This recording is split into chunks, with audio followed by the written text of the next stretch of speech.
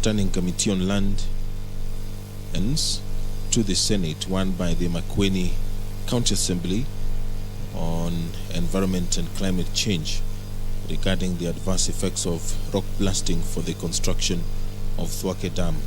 The other report is on a petition to the Senate by Reverend Dr. Emmanuel Chemengich regarding illegal alienation of land belonging to Kitale Primary School by a private developer. The other report is on a petition to the Senate by residents of Utheri Walari concerning compensation for parcels of land acquired by the government to pave way for the construction of the standard gauge railway. Those reports of petitions will be presented to the Senate by the Chairperson, Standing Committee on Land, Environment and Natural Resources.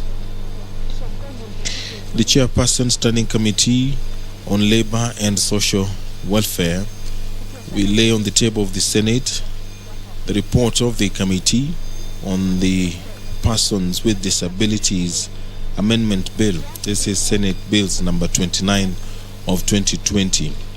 There are a number of senators who will be seeking statements pursuant to Standing Order 48-1. Among those senators include Senator for Kitui County, Senator Eno Kwambua, the Senator for Bomet County, Senator Dr. Christopher Langat, and nominated Senator Millicent Omanga, who will seek a statement from the Standing Committee on National Security, Defense and Foreign Relations regarding alleged shooting and subsequent death of Mr. Alex Masharia, a trader at Kahawa West, Nairobi County, by the police. Other businesses which the senators will be debating this afternoon: a motion by the Senate Majority Leader on the approval of Senator Nderitu Kinyua to serve in the Speaker's panel and preside over the Senate in the absence of the Speaker and Deputy Speaker. That pursuant to Standing Order 17, the Senate approves the nomination of Senator John Nderitu Kinyua as a member of the Speaker's panel and further to be elected to preside over the Senate in the absence of the Speaker and the Deputy Speaker pursuant to Article 107, subsection 1C of the Constitution and Standing Order 15 of the Senate. The Senate Majority Leader will also move a motion on the approval of senators to serve in the Committee of Powers and Privileges. These senators include the Senator Canon Naomi Wako, who has been nominated to replace Senator Alice Milgo. Senator Christine Zawadi Gona has been nominated to replace Senator Kipchumba Murkomen. And finally, Senator Abdul Kadir Mohamed Haji has been nominated to replace Senator Kimani Wamatangi in the Committee of Powers and Privileges. There are other proposed changes to the membership of various committees, and those ones the senators will be debating this afternoon and considering those particular proposals. If you're just joining us, the Speaker of the Senate, Honorable Kenneth Makelo Lusaka, is walking into the chambers to oversee the business of the Senate this afternoon. And so I will hand you over for this live broadcast. My name is Edward Kabase. Enjoy your viewing.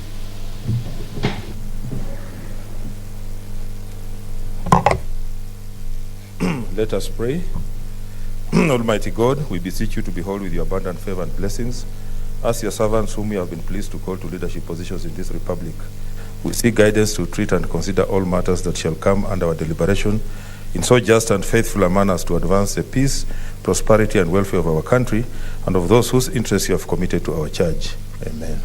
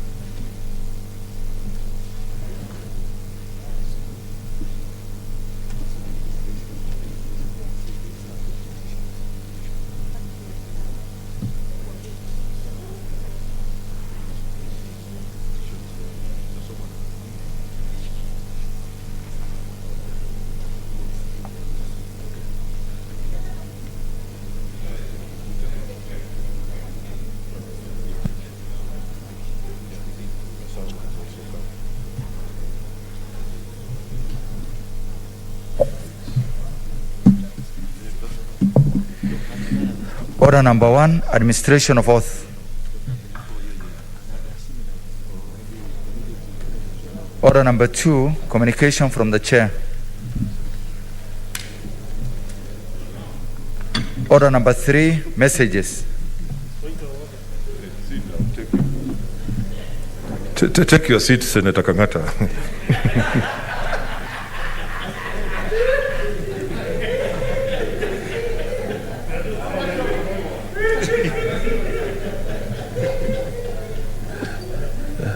Continue. Order number 4, petitions.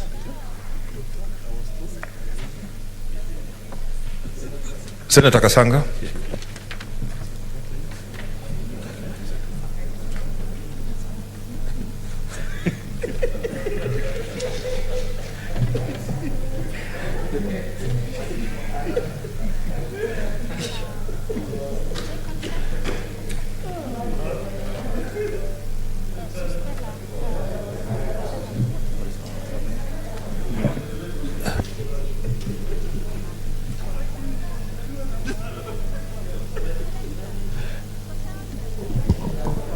Mr. Speaker, sir, I beg to lay the following petition reports on the table of the Senate today, 15th September 2021.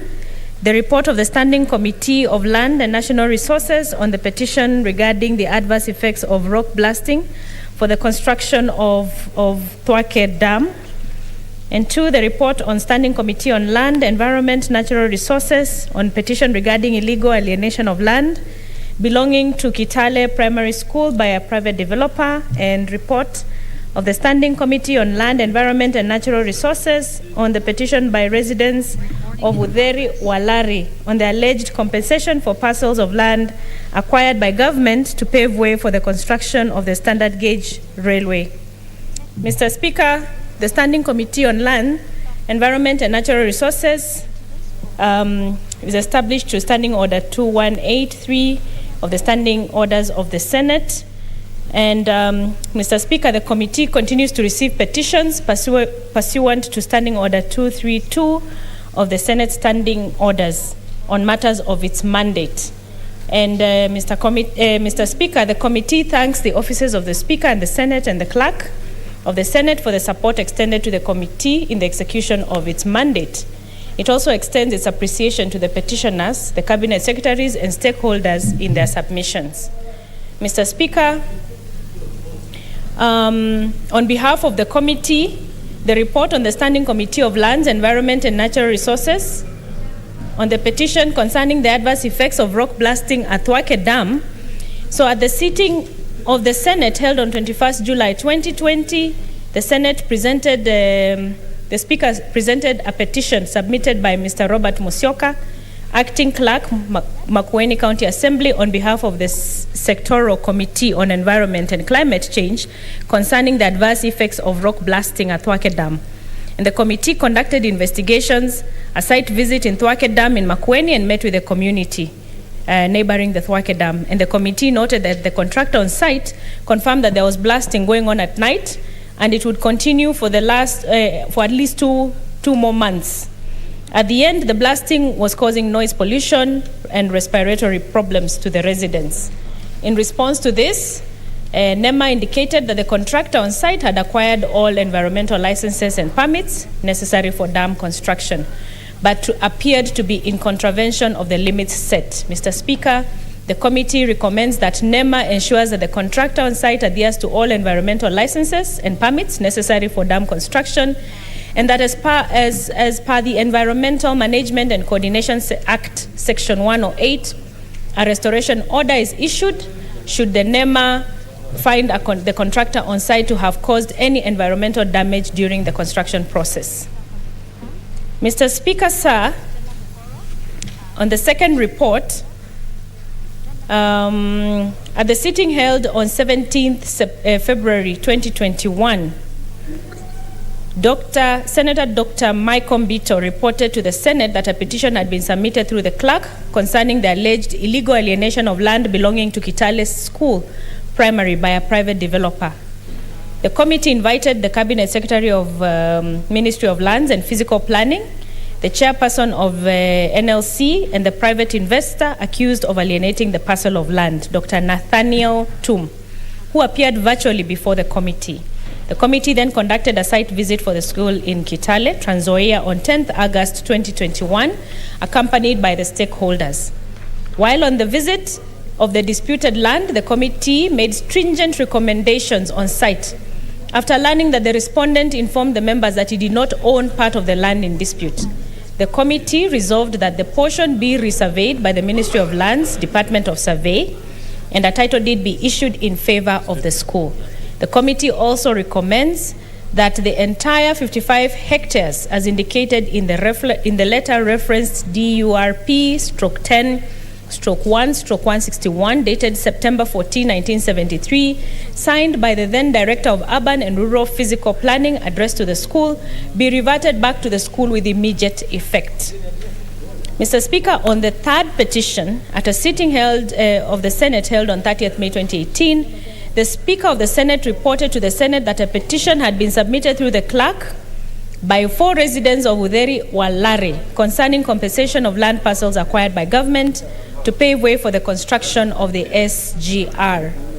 The committee, having investigated the matter in accordance with its mandate, recommends that Kenya Railways Corporation submits to the committee an updated compensation status report on Nairobi to Naivasha SGR line transversing the Udheri Walari land, registered as Longonot/Kibe Block 2, Udheri Walari, within Nakuru County by 31st October 2021. And Mr. Speaker, the committee further recommends that the NLC submits to the committee an updated report on the status of all compensations done during the constructions of SGR from Nairobi to Naivasha, including pending payments that haven't been done to the Udheri Walari land, registered as Longonot/Kibe Block 2, Udheri Walari, with reasons thereof, if any, by 31st October 2021.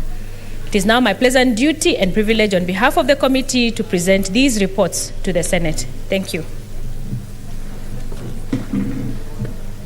Thank you. What's your point of order, Senator Kangata?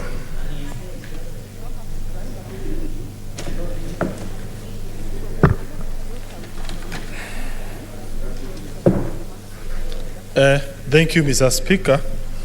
Mr. Speaker, I rise pursuant to Standing Order 107, which provides... Senator Kangata, I think I can see contributions. There's some interest. Let me give them an opportunity, then I'll give you a chance to. Okay. Senator George Khaneri.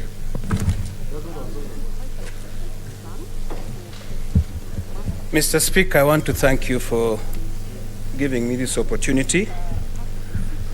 I know under our standing orders, once the report of a petition is tabled, we're not supposed to debate. But you have some leeway, Mr. Speaker, to allow 1 or 2 comments. So if you allow me, Mr. Speaker, I want to begin by hailing the Committee on Lands and Natural Resources, chaired by Senator Mwangi Githiomi, for the good job that they have done. Mr. Speaker, our rules require that once a petition has been referred to a committee, they have to report back to the House within 60 days. So many times this does not happen. The reports come back much later than that. Maybe we may have to review our standing orders so that we can live within our own rules, because sometimes it's not possible to report back within 60 days because of the investigations and the meetings and the reports and all that, report writing and all that. But I want to hail this committee because today they have just tabled three reports of three petitions. One from the county of Makueni about blasting of rocks, and I think we've made very good recommendations to protect the people in that county. The other one, which was very important, about the school land that had been grabbed by an individual, and I think the committee has made very strong recommendations that the land be reverted back to the school, Kitale Primary, and that they be issued with a title deed. Very good recommendations, Mr. Speaker, but then the question is, we do not have the implementation committee. I have said this repeatedly, Mr. Speaker. We may make very flowery and very good recommendations, but without a committee to follow up and ensure that these recommendations are actually implemented, then, Mr. Speaker, it is all an exercise in futility. Mr. Speaker, I want to implore upon you to ensure that before the end of the life of this particular parliament, we must bring back the implementation committee that will ensure resolutions made by this House are actually implemented. I thank you, Mr. Speaker. Senator Wetangula.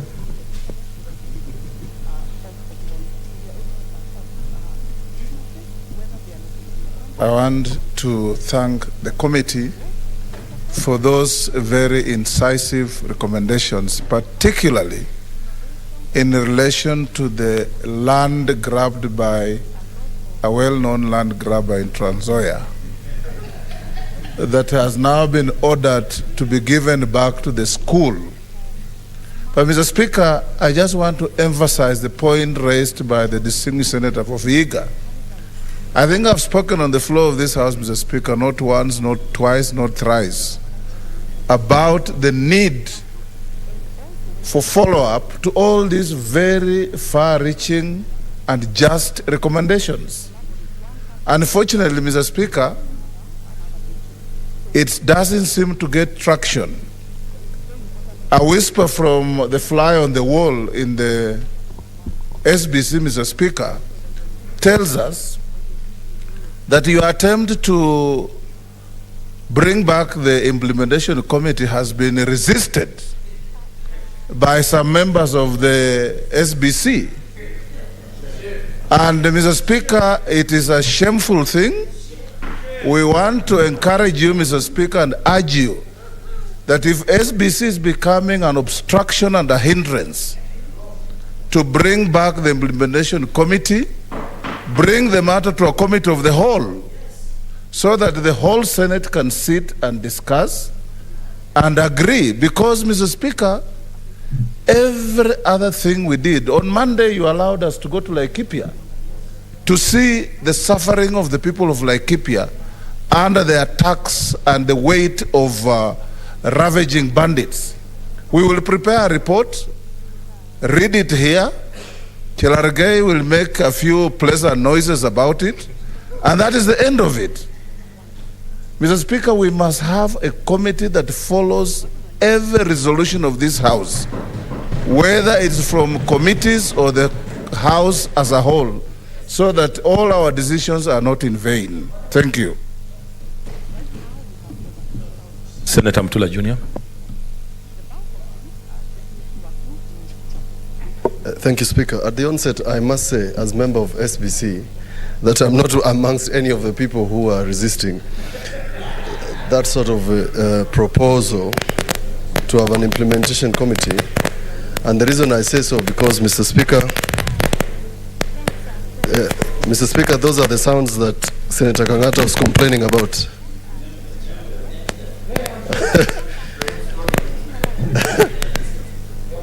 Sorry? Yeah, I think it is a technical problem.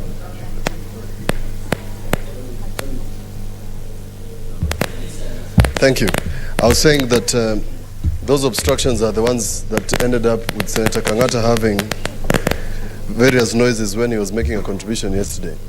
Mr. Speaker, the reason I say that an implementation committee is necessary is because the recommendations of the Special Committee on Solai have never been implemented or followed up to date. Or even the maize. But it's even worse, Mr. Speaker. And Speaker, I wanted your attention. While it is argued by the Secretariat, while they work with us very well, that it is argued that the implementation must be followed by respective committees, it's just not possible. Why? Because the letters that are issued from the office of the clerk do not find their way to either the people who requested for those statements or the committees that were handling that matter. Mr. Speaker, I would like to thank the Committee of Lands. And at this point, Mr. Speaker, wish the chairman quick recovery, Mwangi Githiomi. They have worked extra hard. In the case of Makueni, Mr. Speaker, the blasting of rocks was being done deliberately at night. The blasting of rocks was so bad that it was falling on people's homes. We visited those homes. But without checking, Mr. Speaker, and without the implementation committee that my colleagues are speaking to, Mr. Speaker, there's no way of doing any sort of follow-up. The Ministry of Lands, the Ministry of Urban of Lands, and NEMA sent people to check, Mr. Speaker. And the people whose homes were destroyed have never been given any reprieve from the blasting of rocks. So Mr. Speaker, I think this matter should no longer be the province of SBC. It should come to the plenary. And I've said this before, that sometimes even our own committees are enemies of the work of the Senate. And therefore, that implementation committee that we can bring to the plenary is the best solution to some of the good work that the committees of this Senate are doing, and the very good recommendations that we have passed continuously that appear as academic documents, including, Mr. Speaker, recommendations on the register of debt, recommendations to the National Treasury on release of funds. The other day we had problems here on release of funds, because once we make a resolution that funds should be sent to counties, it becomes a recommendation that should bind the CES Treasury. And if it's not followed, Mr. Speaker, we have to find a method of punishing that cabinet secretary without a motion. We call it contempt of parliament. And it must come to pass that we must punish cabinet secretaries who do not obey our resolutions, because they are orders. We cannot be a committee like the High Court and our orders appear as if, Mr. Speaker, they are persuasive pieces of document. Thank you. Thank you very much. I know there's more interest, but like we did say, the standing orders just allow a few comments, and I think I've done that. But I want to assure you that I'm going to call for the Procedure and Rules Committee on Wednesday to look at that matter as a matter of priority, so that we can, if it's approved, we get back the Implementation Committee to follow up on the issues that will be discussed here. So I'll be calling for that meeting on Wednesday next week. What's your point of order, Senator Kangata?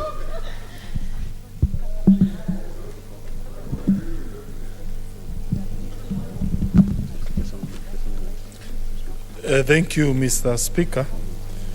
Mr. Speaker, I rise pursuant to Standing Order 107, which provides that the order shall be maintained in the Senate by the Speaker. Mr. Speaker, I draw your attention to first schedule of the standing orders, rule number 6, sabbatical 2, and also sabbatical 3. And I read, Mr. Speaker, 6.2, first schedule. No external media house or other person may broadcast any proceedings of the Senate except as received from the broadcast feed provided by the Parliamentary Broadcasting Unit or with the permission of the Speaker.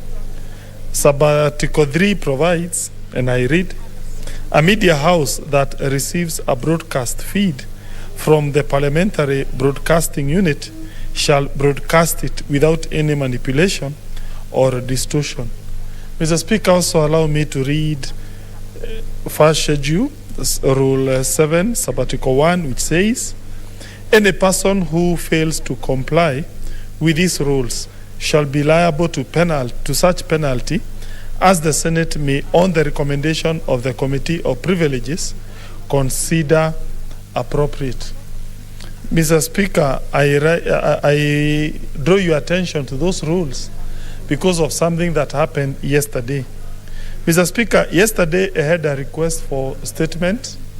I logged in while I was outside the chambers, and I was making a major request concerning plight of farmers in Murang'a County who remain unpaid by the Murang'a County government millions of shillings, and therefore making them suffer at a very personal level.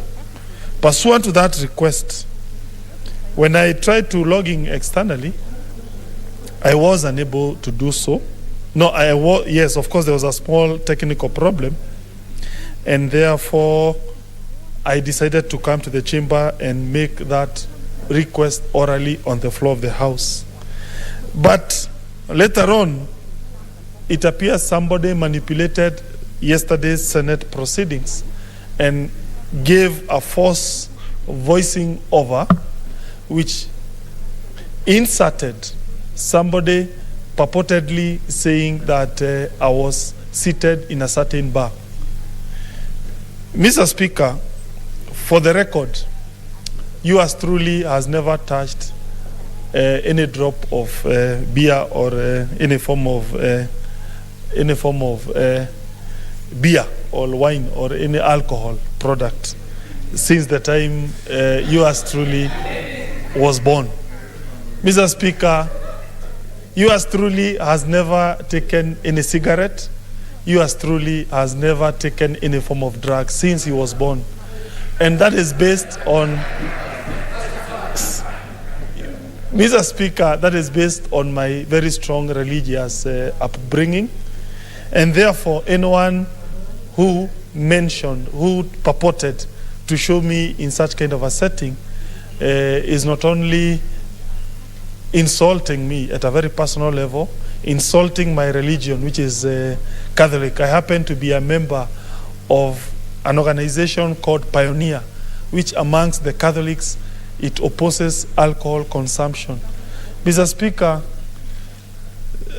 also, yours truly happens to be a family man. He has 4 children, and they are all young children. And therefore, to the extent that I was defamed, a person did a fake and a false voiceover. To me, that was something that was very hurting to my family. Mr. Speaker, that manipulation, if it stayed in social media, maybe that would be understandable. But it was picked up by the following mainstream media, which have a representation here in this parliament. They come to parliament, they record, and they get access to public facilities. The following media stations are 1, Citizen TV Digital, 2, Star Online Digital, and 3, K24, and also finally Kameme FM. Those 4 media stations, they picked up that fake story and they gave it legitimacy, Mr. Speaker. They have flouted clear provisions of the standing orders, which we passed. I therefore move you to take serious disciplinary actions against the editors of the 4 platforms. This is not personal, Mr. Speaker. If we allow this to go on, I have no doubt tomorrow another senator will be in the same problem. Today it is Kangata, tomorrow is another senator. And the dignity of this House will be impugned. I call upon Mr. Speaker, please seize this opportunity to call those editors to appear before the Powers and Privileges Committee of this House, and they take remedial actions. Because once they picked up that story, they gave it legitimacy. You have the power to punish the editors of those 4 media stations which picked up this fake story and gave it legitimacy. Thank you. Senator Wambua.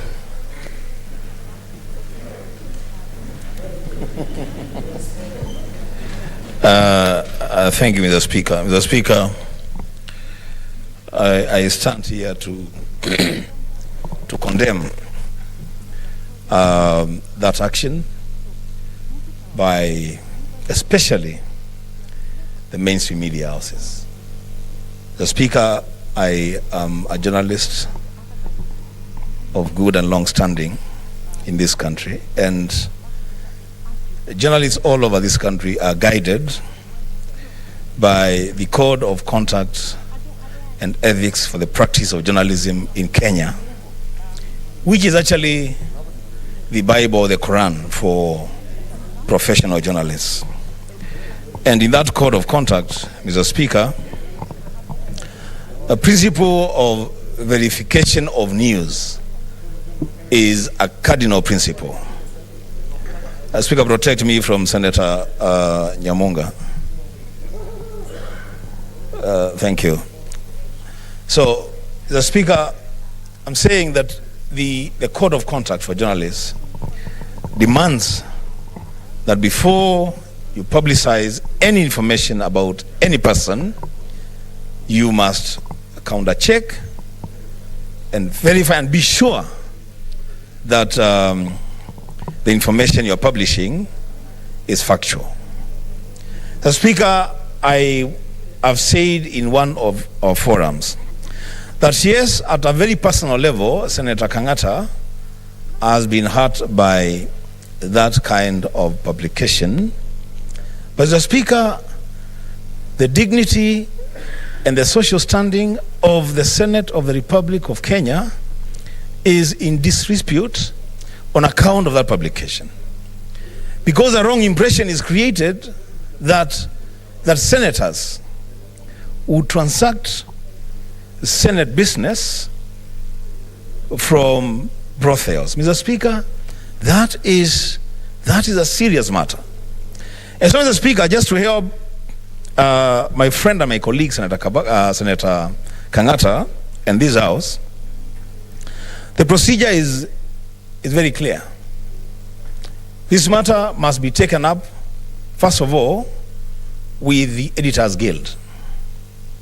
The persons who authorize publication of any information in any media house, because the body for all the editors in this country. Secondly, Mr. Speaker, this matter must be taken up with the Media Council of Kenya. And as a stopgap measure, Mr. Speaker, because we have gone through this when I sat in newsrooms, the stopgap measure for the Speaker to do, goes as happened to us before, is to bar those media houses from the precincts of Parliament during the time of investigations and decide on their readmission with certain principles and certain conditions being put on them to meet. The Speaker, with those few remarks, I really condemn that action. I thank you. Senator Wetangula.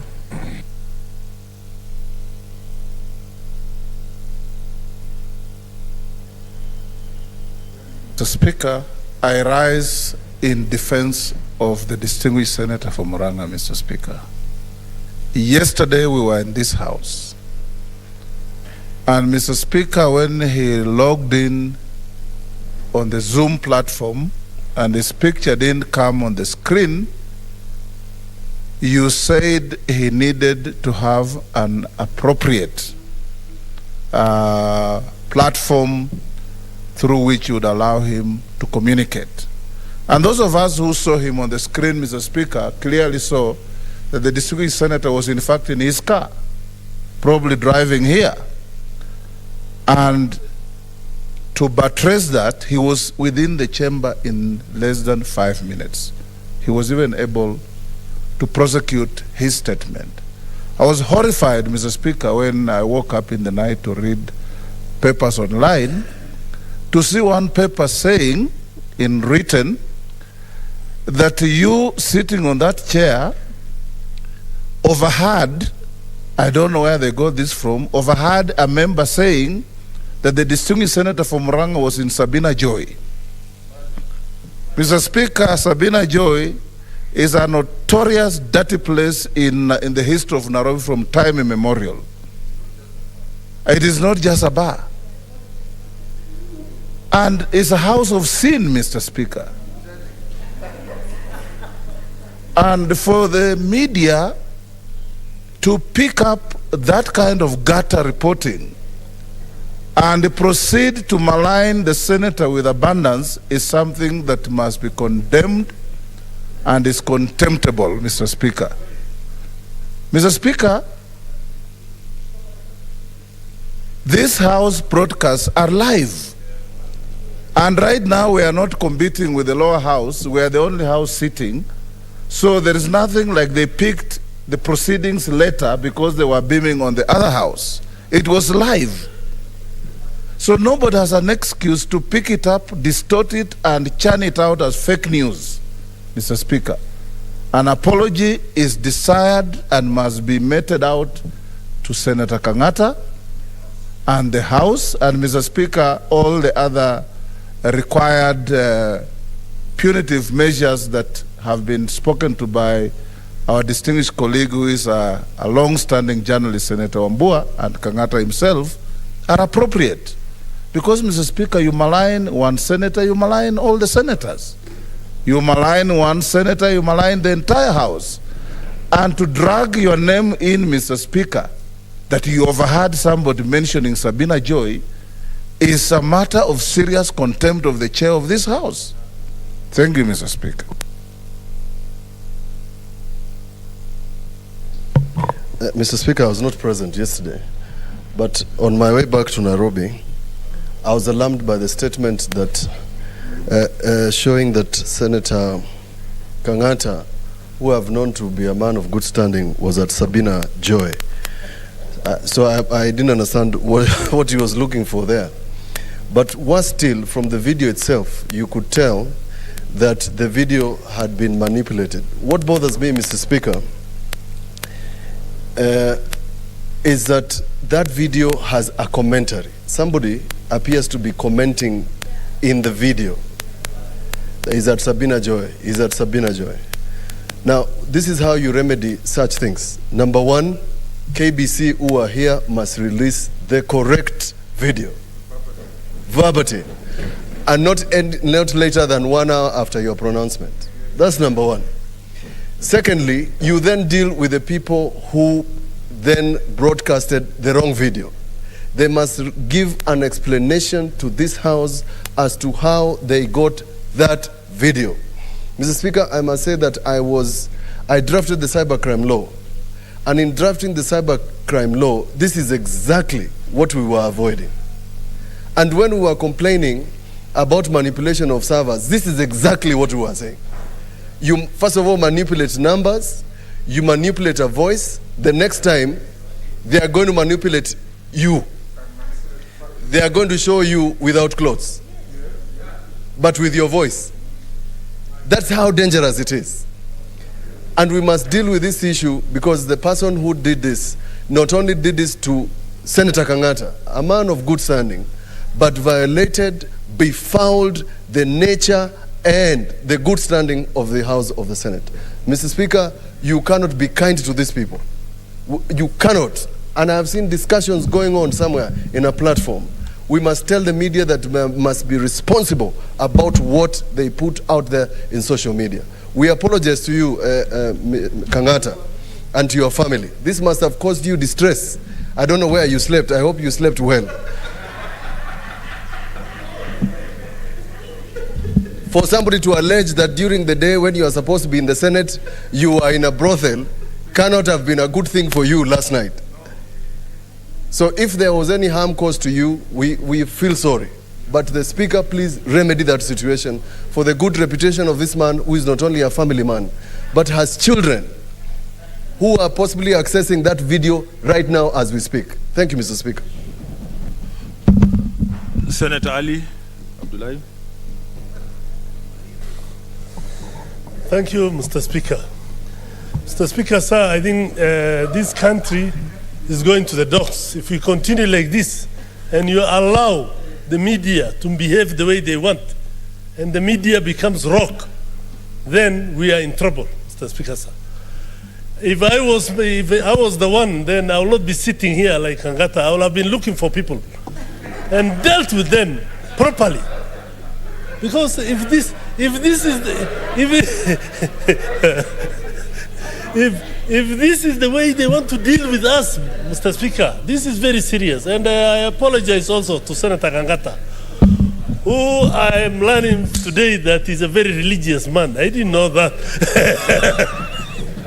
But all in all, I think it is good that the bad thing that has happened to him has made him come here and say all his religious things and how good he is, because if I was told before he was that religious, I would not have believed it. But now I believe it. And Mr. Speaker, I want to agree with what the other members said. Those media houses must be dealt with. If we continue with gutter press and social media without control, then this country will be in trouble. Mr. Speaker, sir, I wish to support all the statements, and those people must apologize and they be chased out of this house proper for a certain period of time. Thank you, Honorable Senators. I seek your intelligence. I know there's a lot of interest, but this is what I want to say. That if what the Senate has alleged is true, this would constitute a serious violation of our standing orders. However, it should be noted that this is the first time that this matter is coming to my attention in the House. I have not myself watched the alleged manipulated recording or read the publications complained of, but to make any determination on this matter requires a full assessment of the evidence. It's not possible for me to make an immediate ruling now, but I promise to give a ruling on Tuesday, which will serve as a lesson to all other media houses that... What's your point of order, Senator? No. Let me say, Speaker, allow me to say this. The video where Senator Kangata was speaking is available here. The immediate thing to do through our Senate platform or Senate Twitter is to issue the correct video immediately. And then you investigate the others. To say, Mr. Speaker, that this will be done next week, Mr. Speaker, is to allow this video to continue going viral. It's harming this man. This is a family man, Mr. Speaker. No, order. If harm has been done, order. If harm has been done, it has already been done.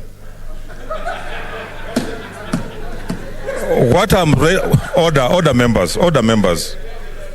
Of course, it's order. This is a serious matter. Order, senators. What is it, Senator Cheriot? Mr. Speaker, we will be guided eventually by how you direct us, because that's your responsibility. But so that we don't trivialize this issue by making it to appear as if we are only offended as a house because it's one of our colleagues, I thought the most prudent thing to do, because this calls into question the whole question of media ethics and how they have behaved of late. It will be proper and for the benefit of the country, so that it's not just about Senator Kangata, is that using this as an example, let this matter, refer it to a committee of this House. How this works, Mr. Speaker, how Parliament works is through its committees. Refer this matter to either the ICT committee or Justice and Legal Affairs. Let the relevant media houses come here together with that Media Council of Kenya, because it should not just be a discussion about Senator Kangata. It should be about how they have overall. Mr. Speaker, you are aware about what happened last weekend. Don't influence my decision. Senator Kangata, relax, I make a case Relax. for you. Mr. Speaker, imagine last weekend, Senator Moses Wetangula, and he's here, was at a church service. He sought the permission of the Archbishop to leave a church service because he needed to go elsewhere. Within minutes of leaving, media houses were reporting that he has stormed out of a meeting. That is how low media has sunk. And we need to put to question Media Council of Kenya to ask them, what are you doing about this, the kind of media practice that we are seeing in our country? So refer this matter to a committee of the House. Order, senators. Order, senators. Order. Okay, Senator Mwaruma. Thank you, Chair. Speaker, I want to make some observation because I was actually attending the sessions online, and the assertion that that sound was superimposed later on after the proceedings might not be true. That's why we want you to really order investigations. As the proceedings were going on, there was somebody was saying, Yuko Karmaindo, Yuko Thika Road. It was ongoing. So maybe you really need to investigate properly before you make a decision. Thank you, Chair. Senator Wetangula.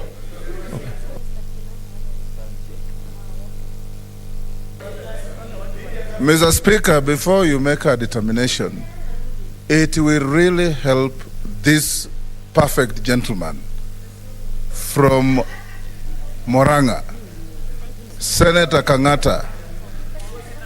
Mr. Speaker, it will help a great deal the reputation of our brother here if you ordered the live recording of KBC to be released and circulated to these offending media houses to replace the fake news that is circulating in a viral manner.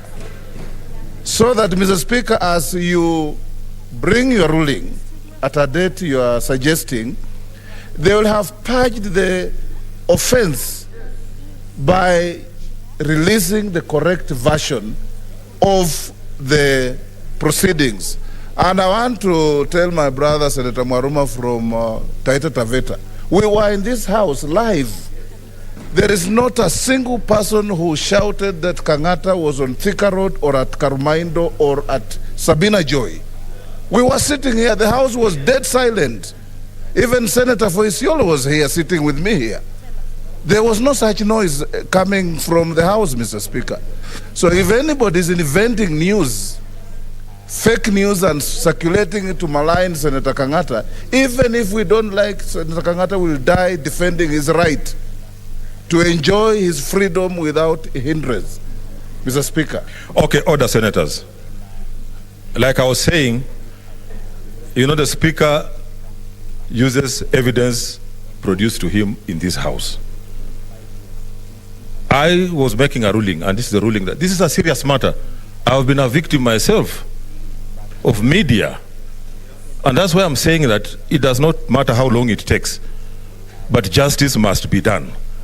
And I want to ask you to allow me to make a detailed ruling on Tuesday. And I was saying the ruling is going to serve as an example to other media houses who manipulate or want to play around with the proceedings. Next order. Order number 5, papers. Chair Labour.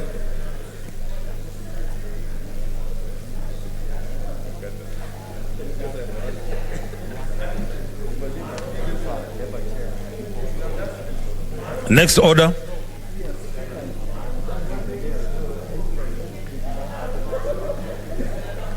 Order number 6, notices of motion. Order number 7, statements. Statements. Senator, I know Abdullahi Ali has, I'll give you a first go.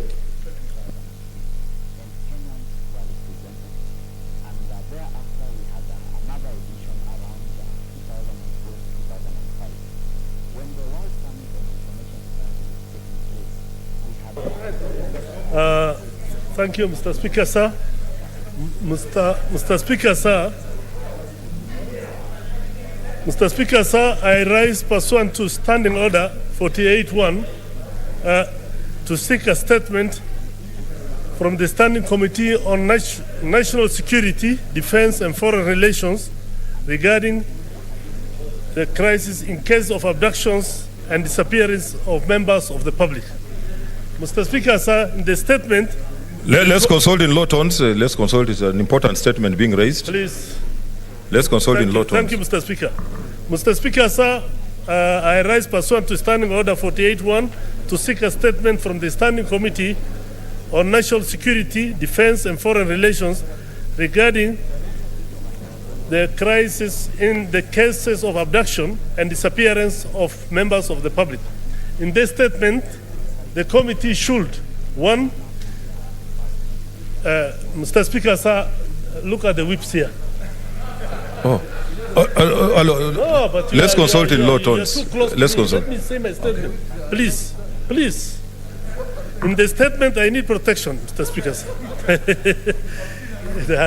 In the statement, the committee should, 1, investigate reports that security personnel are involved in abductions and disappearance of innocent citizens.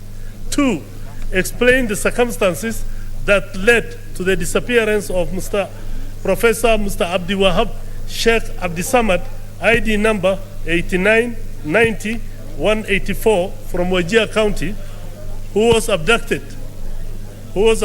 by 4 men along Tapman Road in the Central Business District in Nairobi and forced into a white double cabin vehicle registration number KCW 341Y on Wednesday, 8th September 2021.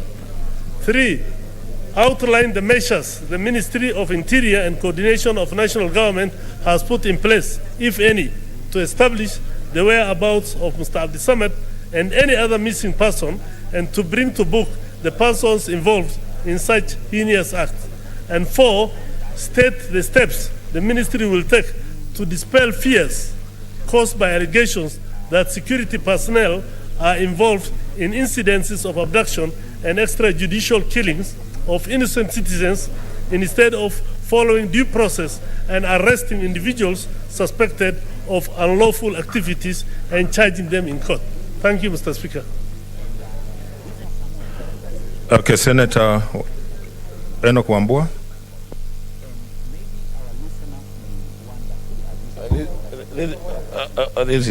There's a similar.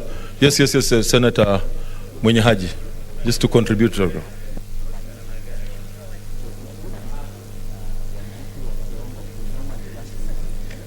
Thank you, Mr. Speaker, sir.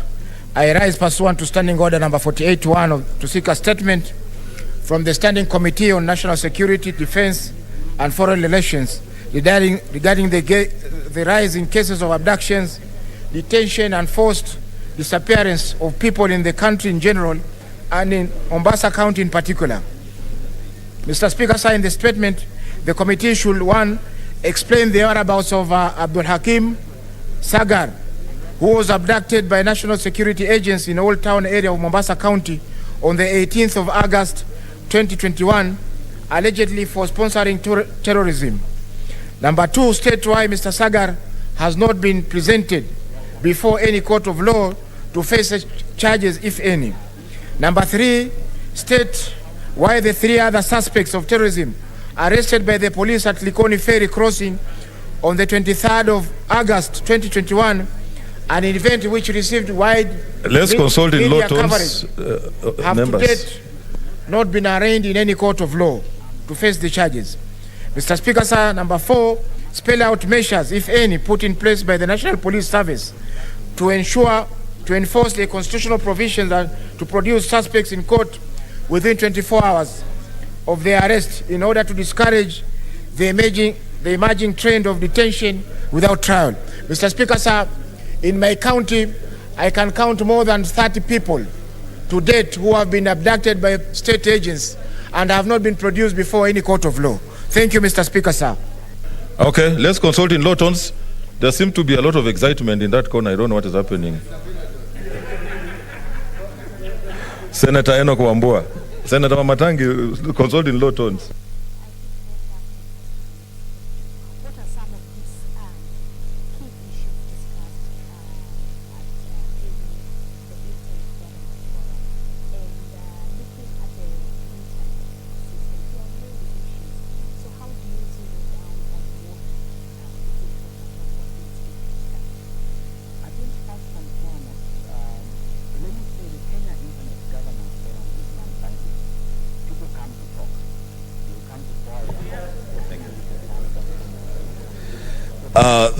Mr. Speaker, I thank you. Mr. Speaker, with your permission, I have 3 statements under Standing Order 48.1, and I seek your indulgence, Mr. Speaker, to seek the 3 statements.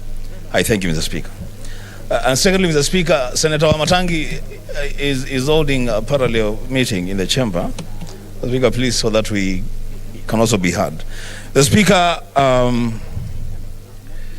I rise pursuant to Standing Order 48.1 to seek a statement from the Senate Standing Committee on Labor and Social Welfare regarding the rampant wrongful dismissal of employees both in public and private sectors in the country.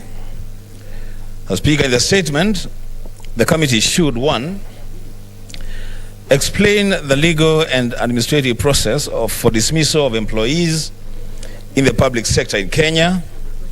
2, investigate the circumstances surrounding the wrongful dismissal of Mr. Douglas Munyala Malombe, a former laundry supervisor at the Kenyatta National Hospital, on the 4th of November 2009.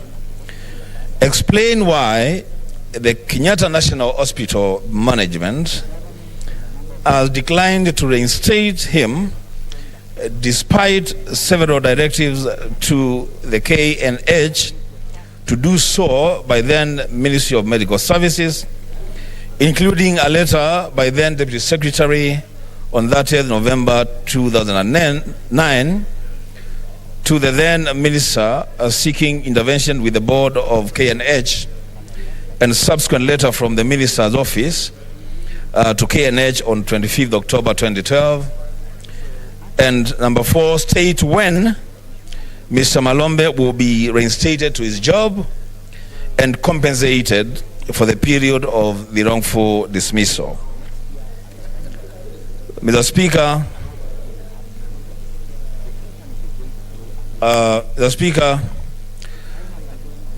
the second statement,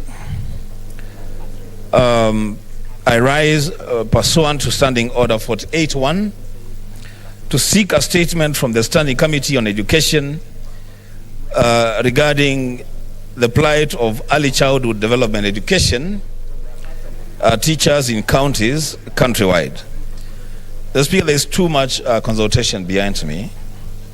I can't even hear myself. Let's consult in low tones, Senator Kasanga. I will take that again, Mr. Speaker. I rise pursuant to Standing Order 48.1 to seek a statement from the Standing Committee on Education regarding the plight of early childhood development education teachers in counties across the country. In the statement, the committee should, 1, investigate reports that most counties pay ECD teachers below the gazetted government minimum wage in violation of Article 41(2)(a) of the Constitution. 2, establish who is responsible for streamlining the terms of service of the ECD teachers, as they are currently employed and remunerated under different terms of service with some receiving a stipend instead of a salary for work done since 2013. Number 3, establish the progress made by the county governments towards implementing the draft's scheme of service for ECDE teachers that was validated by various relevant agencies and stakeholders, including the Teacher Service Commission, the Salaries and Remuneration Commission, National Treasury, among others. And 4, state the measures in place to ensure that county governments, including the county government of Kitui, engage ECD teachers on enforceable contracts with clear terms of service. Lastly, Mr. Speaker, I rise pursuant to Standing Order 48.1 to seek a statement from the Standing Committee on Labor and Social Welfare regarding the plight of village administrators appointed by the respective county public service boards in accordance with Section 52 of the County Governments Act. In the statement, the committee should address the following. 1, establish whether the scheme of service exists, whether a scheme of service exists for the village administrators, and state when it will be rolled out, not only in Kitui County, but across the country. Number 2, state reasons for this cadre of public officers remaining in the same job group for the last 6 years since their employment in 2015, despite the important role they play in delivery of services to the public at village level. And 3, establish measures the Ministry of Devolution and Council of Governors will put in place, if any, to ensure a scheme of service is in place in order to streamline the career path for these officers countrywide. Mr. Speaker, as I conclude my statements, Mr. Speaker, I want to remind the Chair that the Committee on Labor is yet to bring to this House a response on the statement I raised on the plight of former councillors across the country. Mr. Speaker, I want to plead with you to kindly ask or direct the Committee on Labor to table whatever report they have on the plight of these leaders, because they continue to suffer as money is still being held by the Treasury. Mr. Speaker, I thank you. Thank you. Next statement, Senator Cherargei.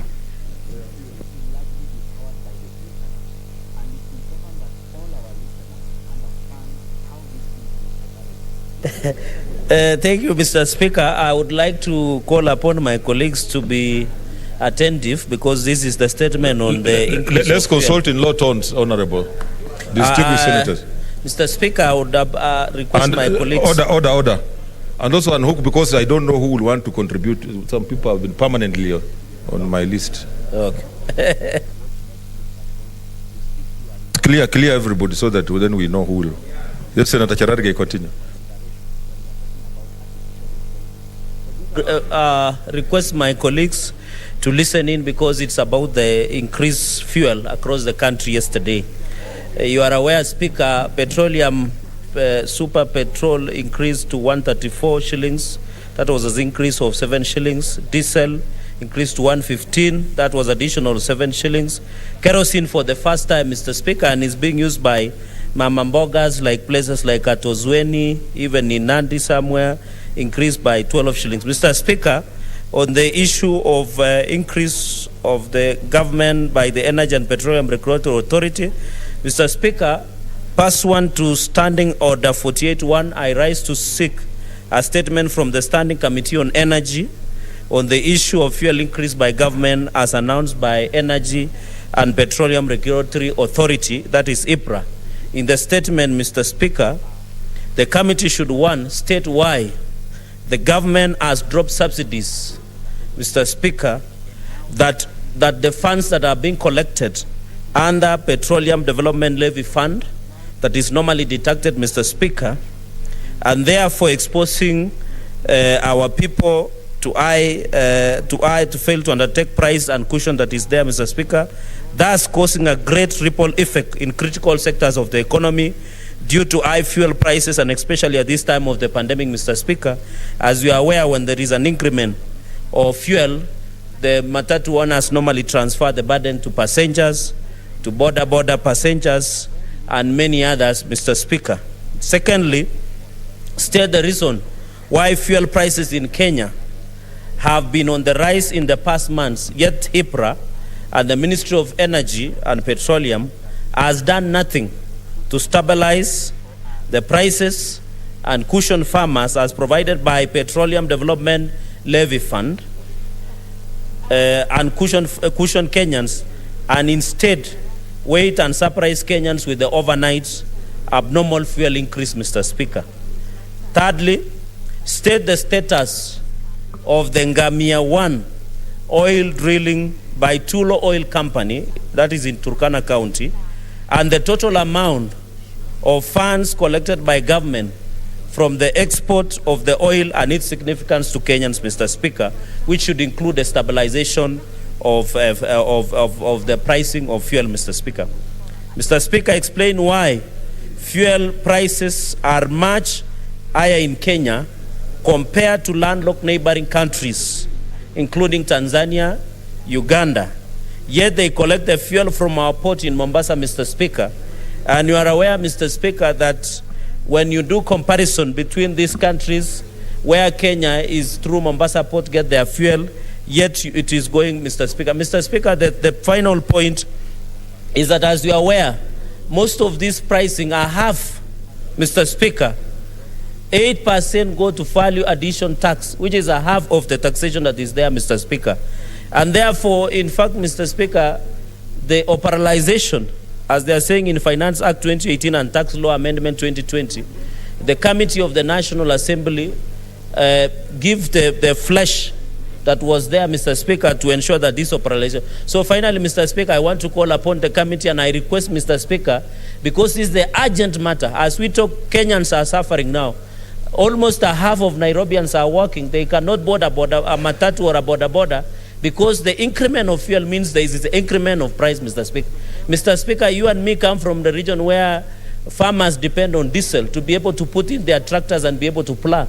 If the price of diesel increase, it means the price and costing of food production will go very high, Mr. Speaker.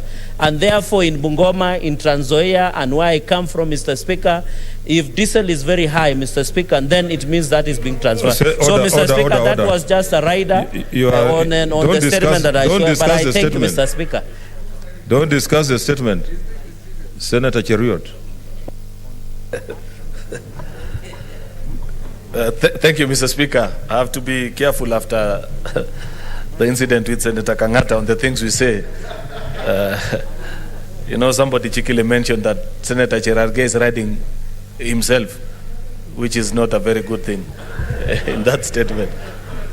Mr. Speaker, this is a very topical issue, one that has kept Kenyans engaged for the last 48 hours since this matter was brought to light. That for the first time since the creation of this world, Kenyans are paying figures that are completely obscene for anyone to pay, especially, Mr. Speaker, if you consider the price of fuel as it docks in Mombasa vis-a-vis the price that Kenyans pay at the pump station, which tells you that the bulk of the payments that we are making as Kenyans is actually taxes. When I was a member of the Committee on Energy, Mr. Speaker, we had considered this matter a couple of times, and we had made tremendous gains on areas where we could make savings and ensure that Kenyans pay a figure that is at least justifiable, despite the fact that we need to raise sufficient taxes. However, Mr. Speaker, as is a tradition with the House nowadays, and even this afternoon, there is a motion. Some of us were bungled out of that committee for asking not very friendly questions. I don't know if Senator Ledama survived, but he used to be my fellow troublemaker in that committee, asking these kind of questions. And it is increasingly becoming the habit of this House where committees are being used, and I'm sorry to say this, Mr. Speaker, to sanitize some of the excesses of government.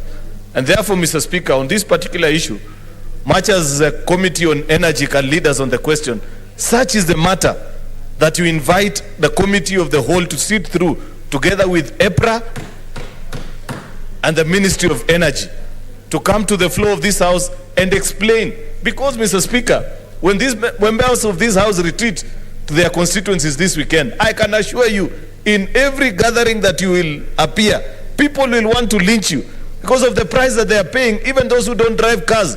You have heard that kerosene increased by a whopping 12 Kenya shillings. That has never happened before, Mr. Speaker. And it will be immoral for us as a House to pretend to be discussing any bill, any legislation, without giving due importance to this particular matter. Mr. Speaker, I want to seek your indulgence that this is not even the matter that you wait for 7 days. Such are the matters that you summon those people to appear in less than 24 hours. Because Kenyans are crying. So many people are not able even to prepare a meal in this city because of that particular cause, Mr. Speaker. Therefore, I want to plead with you that much as the statement has been directed to the Committee on Energy, let us have the Committee of the Whole, because nowadays there is a very grey line between committees of Parliament and the Executive.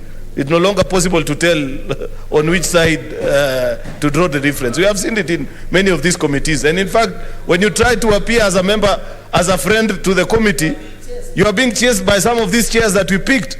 You cannot tell whether it's a chair of a committee or a PRO for a ministry. So, Mr. Speaker, please invite all of us to come to this House so that we face with EPRA and have the answers on behalf of Kenyans. Finally, Mr. Speaker, just one important note to mention. You know, I've seen Kenyans, including our media, erroneously report that this is a work of Parliament. Yes, Parliament has 2 houses, but let it be clear in black and white that this is a work of the National Assembly. With regards to taxation, Senate has absolutely no role. This is a work of National Assembly. Perhaps if they had abided by the ruling that were given last year on how you process bills and had allowed Senate to be part and parcel of lawmaking decisions, including on taxation, I can assure the country that things will not have gone this rock bottom. Therefore, Mr. Speaker, invite us. Thank you. What's your point of order, Senator Mutula Jr.? Speaker, allow me to raise a point of order arising from the statement by Senator Cheruiyot. In March this year, I requested for a similar statement as the one made by Senator Cherargei about the sharp increase in petrol prices, but more importantly, the use of what we call the Petroleum Development Fund levy, which is supposed to take care of the cushion Kenyans on sharp increases. I must say that, Mr. Speaker, in you approving the statement by Senator Cherargei, I think there should have been a question as to why the statement that I raised in March has not been addressed. And Speaker, if a statement of this nature on sharp rises is not addressed in March, then the ministry or IPRA raises fuel in September, because they know we are, like Senator Cheruiyot says about the committees forming his coalition, you can't tell between the committee chair and the minister who sits in the executive. So, Mr. Speaker, could you please direct this committee? And in particular, Chairman Ephraim Minor. I've raised concerns about the chairman on questions I've raised on this issue and others, because they must be given the due attention. Otherwise, as Senator Cheruiyot is saying, we appear to be complacent, complicit in some of these things that we have no jurisdiction about. Thank you, Speaker. Senator Rose Nyamunga. Thank you, Mr. Speaker, for giving me this opportunity to comment on this statement by Senator Cherargei. Mr. Speaker, it's not only about the fuel increase all the time. And I think Kenyans, we are being too complacent, because anytime it is increased, Kenyans do nothing. We just complain, we come, we speak here in the House, and nothing happens. It's very unfortunate what's happening in this country. And I think we should let the minister and the PS Energy and all the bodies that are concerned, looking even at the the price of electricity. Yesterday, I was so shocked when I got a bill of 53,000 shillings. That is for electricity consumption. And I've been paying around 18, 19. So anytime you complain, they come read your meter, and then they tell you that is what we found on the meter. It is wrong what's going on in this country, and I don't think we should continue like this. Something should be done. There's a big problem in that ministry. And we know what the problem is, and I don't know why we are not solving it. We've seen a lot of, even the transformers that we are using, they are lying all over. And a lot of money has been spent. We cannot be used to salvage a parastatal or a ministry which cannot perform. Yet, this is a monopoly ministry. So I don't think we should just be talking here, bringing statements and doing nothing about it. And Kenyans are suffering. If you increase the price of oil by almost 8 or 7 and above, that's very high per liter. How many people can afford that? Today, I could not even send my driver somewhere because the power, the electricity, the fuel bill is so high that even whoever is earning whatever amount of money cannot afford it anymore. What about these people who are at the grassroots, who cannot manage even to put food on the table? So we can't keep talking, keep increasing, and we do nothing about it. Something must be done about this, Mr. Speaker. Senator Marianne, they will be voting after this, so I ask you to remain within the principles of Parliament. Thank you, Mr. Speaker. Mr. Speaker, an increase in the fuel cost means an increase in food prices, means an increase of cost of production, means an increase of cost of transport. Mr. Speaker, I am saying an increase in fuel prices means an increase of cost of transport, cost of production, cost of food for the already suffering Kenyans. Mr. Speaker, I think we should live in reality. We should be reading how Kenyans are feeling. Already COVID-19 pandemic has put Kenyans in a very poor state in terms of business. So if we are not going to look at this, I think Kenyans will be on their own.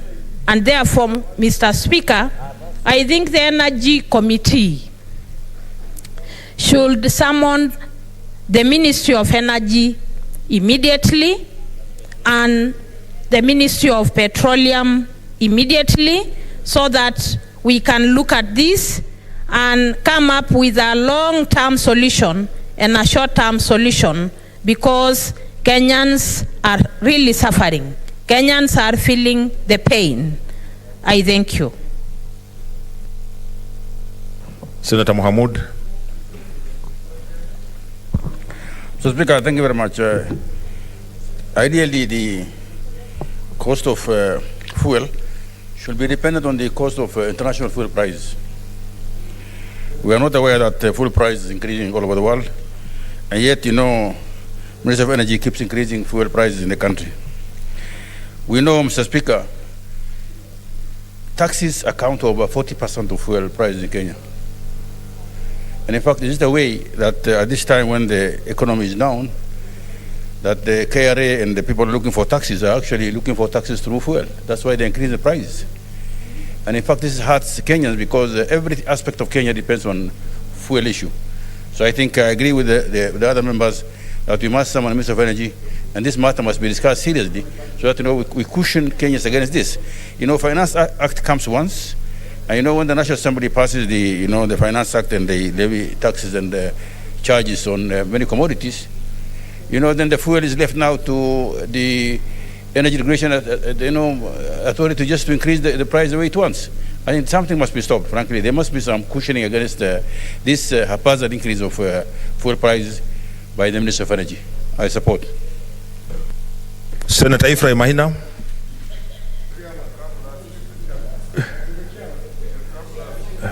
Let's hear what he wants to say before then we give a few senators to Senator Ephraim.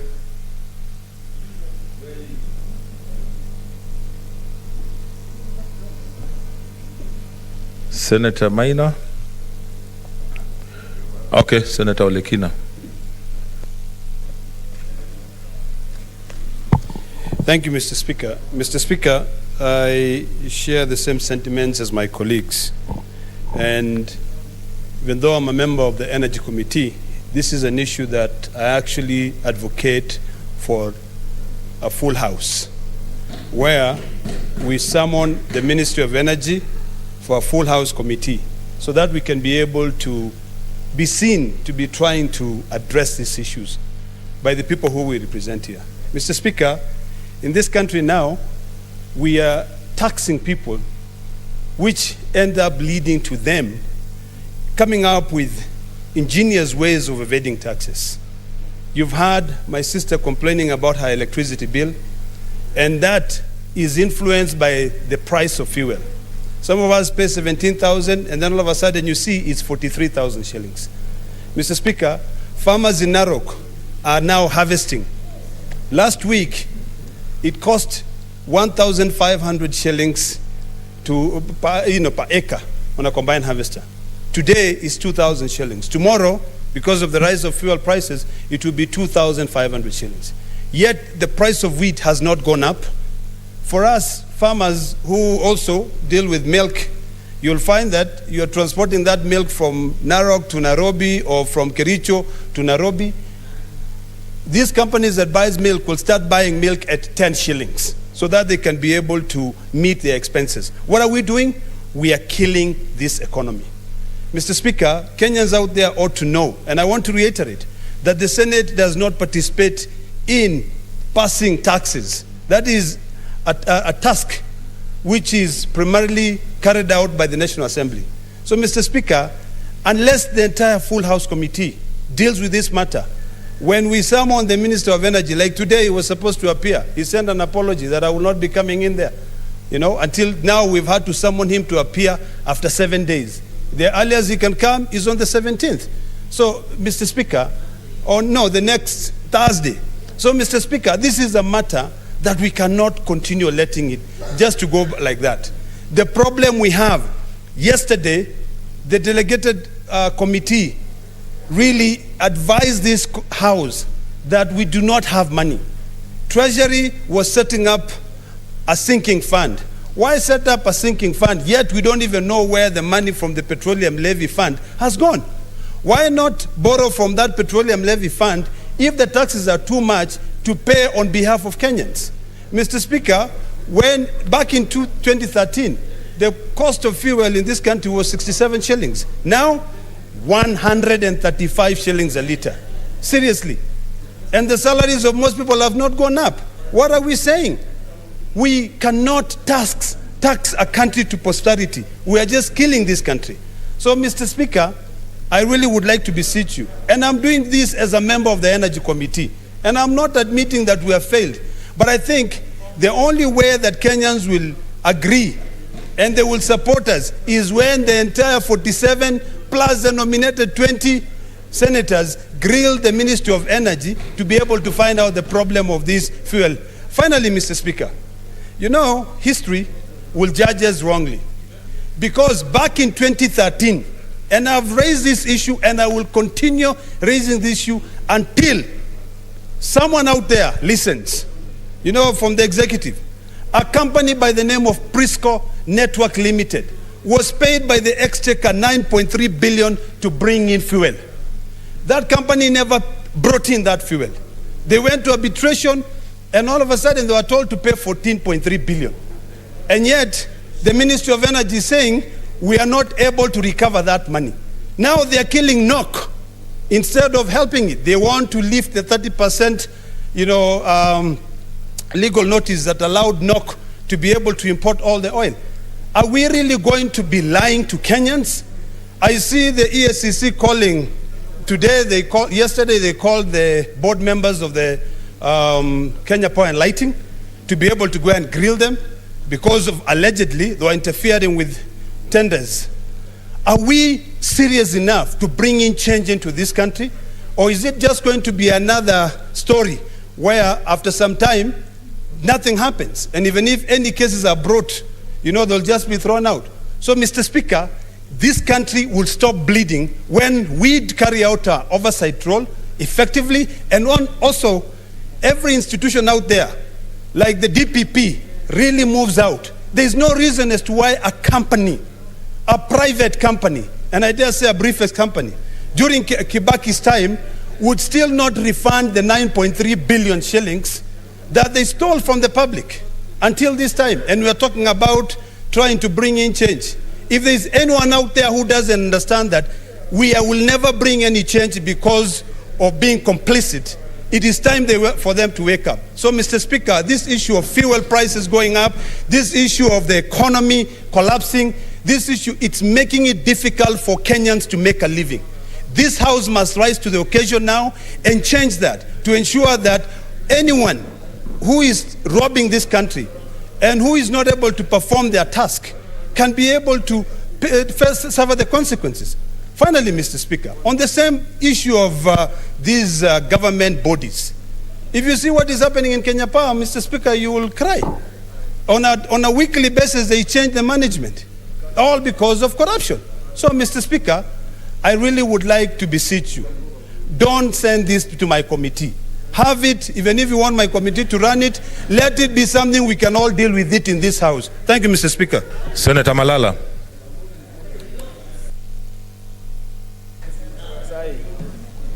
Thank you, Mr. Speaker. I want to join my neighbor and my good colleague, Senator of Nandi, in saying that as a country and as a leadership, we are disappointed in the manner in which the cost of living in this country is ever rising, Mr. Speaker. But, Mr. Speaker, the big question we should ask ourselves, what is the root cause of this ever-rising cost on petroleum products? I want to remind this country that in 2018, finance bill, the controversial finance bill of 2018 in the National Assembly, the opposition decided to support a bill that was introducing 8% increase of tax on all petroleum products, Mr. Speaker. And this is where the problem began. This is the genesis of the problem, Mr. Speaker. And if you want to sort out this matter, Mr. Speaker, we must come back and look at how the Parliament of Kenya, both in the National Assembly and the Senate, is transacting its business currently, Mr. Speaker. Mr. Speaker, as we speak right now, the opposition has gone to bed with government. Who will check the government, Mr. Speaker? And therefore, these are the real issues we should be addressing. If we had a substantive opposition in this country, Mr. Speaker, we should not be experiencing this, Mr. Speaker. Mr. Speaker, the chief of opposition is currently dining with the government. What's your point? Order, Senator Malala. We must speak about this issue right now. Order, Senator Malala. I must say this. Order, Senator Malala. What's your point of order, Senator Olekina?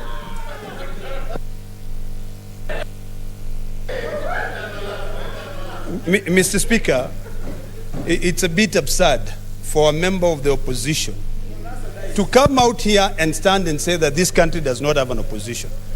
We are not discussing issues of government or opposition. So, Mr. Speaker, in this House, we only have two sides. We have the government side and the opposition or the minority side. So the former minority deputy leader must now decide whether he belongs to the gallery or he sits on this side of the House and agree that if all of us have failed, it is all of us, not to come and point fingers. So finally, Mr. Speaker, I want to request my dear friend to stick to issues that we are dealing with that relates to the welfare and the economy of this country, but not to keep dancing on the issue of the opposition. We know where we stand. Okay, Senator Malala, proceed. Conclude. Oh, Senator, order, Senator Malala. Yeah. Let me order. Senator Malala, I know that your past can assist you, but not on the floor of the House. Please proceed. Mr. Speaker, thank you. But it must be known that as we speak right now, Mr. Speaker, we do not have a coalition called NASA. The official opposition, as we speak right now, is ODM. And therefore, it is important for them to keep the government on check. But it has failed to do that because they are in the same bed with the government, Mr. Speaker. So I want to ask this House, Mr. Speaker, to look into this issue more critically and find a solution. I want to join Senator Olekina as he says, I am a member of the Energy Committee, but this matter is bigger than a committee, Mr. Speaker. Let us bring it in this House so that we have the committee of the whole House and deal with this matter to a conclusion, Mr. Speaker. Otherwise, Mr. Speaker, I still want to remind the members of the opposition, kindly rise to the occasion and check the government. Thank you. Order members. I want to seek your indulgence, honorable senators. This is a thorny matter, but I want to give this direction that the Committee on Energy will spearhead invitation of the ministry and all the other stakeholders, but order. They will summon the minister on Tuesday and the whole House is invited to be here, and the meeting must be held here on Tuesday next week.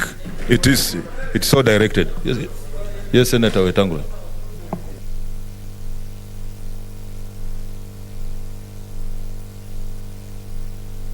Speaker, Mr. Speaker, that is a sound ruling, but may I request that following the presentations that have come from the floor, particularly from Senator Cheriot and Senator Nyamunga, that you invite the twin ministers of petroleum and energy, so that they can also answer questions on the issue of escalating electricity costs in this country, so that we can deal with both petroleum and electricity, energy and petroleum.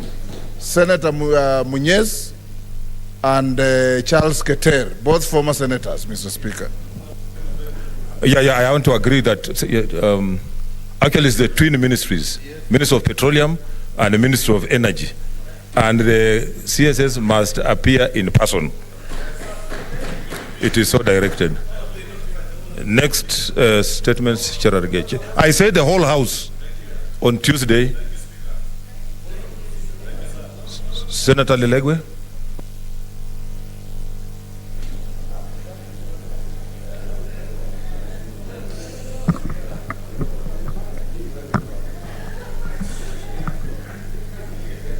Mr. Speaker, sir, I rise pursuant to Standing Order 48-1 to seek statement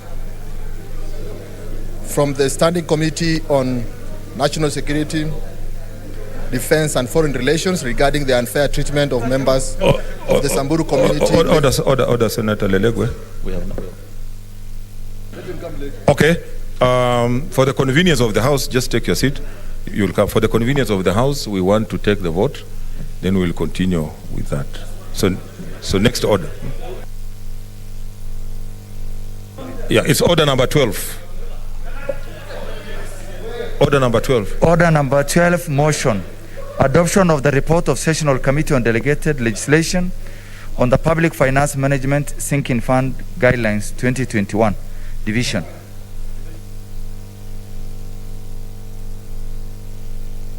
The bell to be rung for 2 minutes.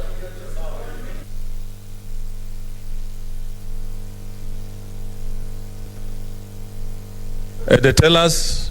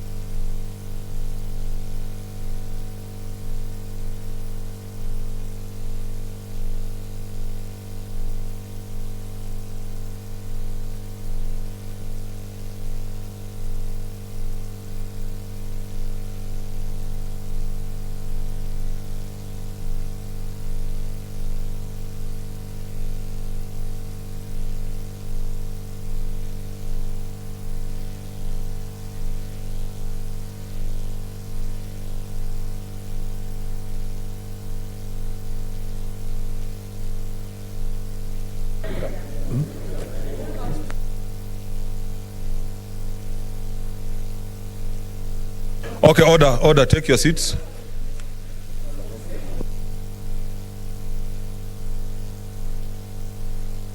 It's a roll call division, huh? Take your seats.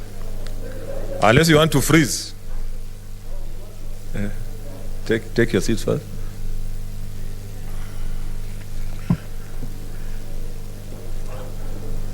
Honorable Senators, I now put the question, which is that the Senate adopts the report of the Sessional Committee on Delegated Legislation on the Consideration of the Public Finance Management Sinking Fund Guidelines 2021, laid on the table of the Senate on Wednesday, 8 September 2021, and that pursuant to Section 18 of the Statutory Instruments Act, Section 205 of the Public Finance Management Act, and Standing Order number 2214B, annuls in its entirety the Public Finance Management Sinking Fund Guidelines 2021.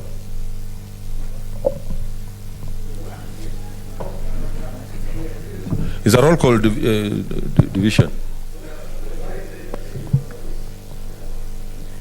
Senator Adan Dulo Fatuma.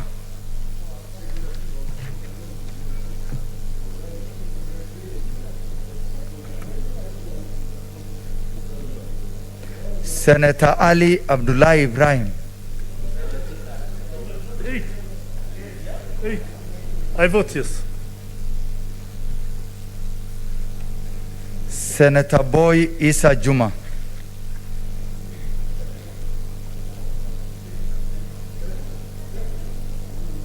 Senator Cherarkei Samson Kiprotich. Mr. Speaker, I vote yes. Senator Cheriot Aaron, Kericho County. Mr. Speaker, I vote yes.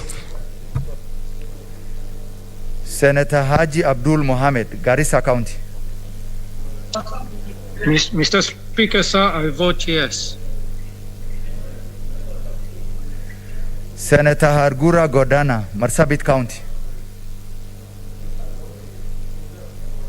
Mr. Speaker, I vote yes. Senator Imana Malakai, Turkana County.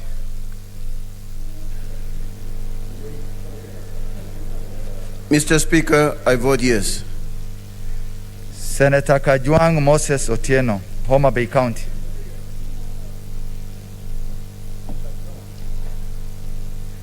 Senator Kamar Margaret, Wasingishu County. I vote yes. Senator Kangata Irungu, Muranga County.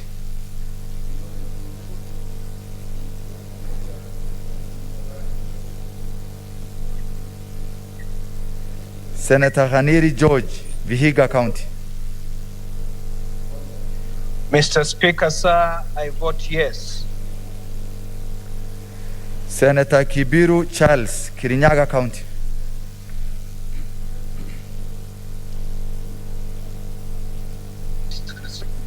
Senator Kihika Susan, Nakuru County.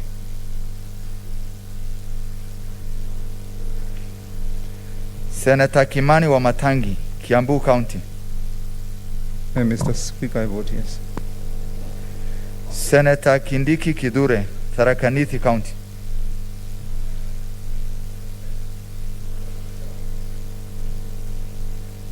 Senator Kirinyaga Ephraim, Nyeri County.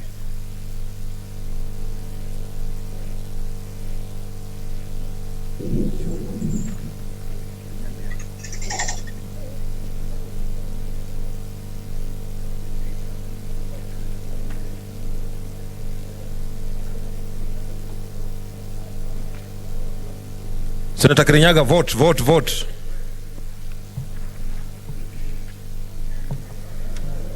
Senator Langat Christopher, Bomet County. Vote. Mr. Speaker, I vote yes. Senator Leleguel Tumbesi, Samburu County.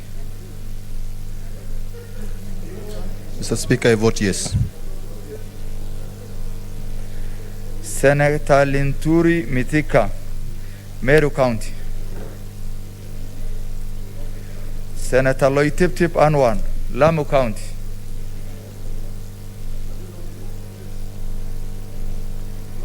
Senator Madzayo Stewart, Kilifi County.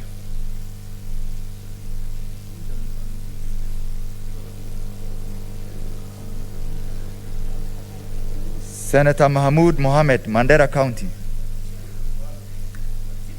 I vote yes.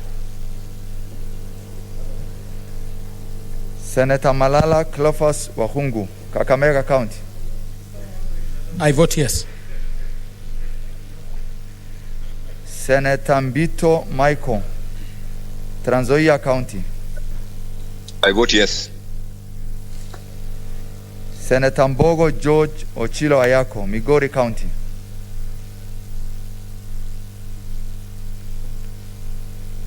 Senator Mogeni Eric Okongo, Nyamira County.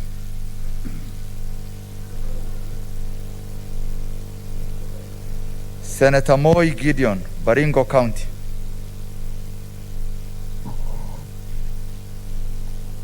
I vote yes. Senator Mpayei Philip Salau, Kajiado County.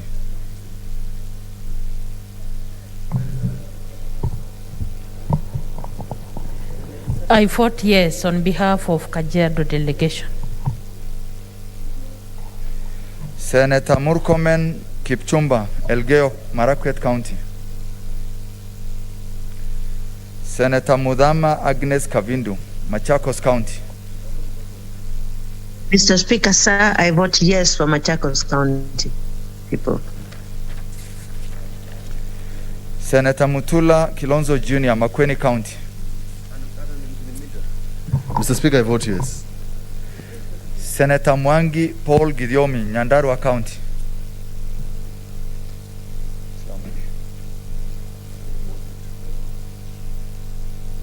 Senator Mwaruma Jones Mwashishe, Taita Taveta County. Mr. Speaker, I vote yes. Senator Munyahaji Mohamed Faki, Mombasa County. Mr. Speaker, sir, I vote yes. Senator Nderitu John Kinywa, Laikipia County.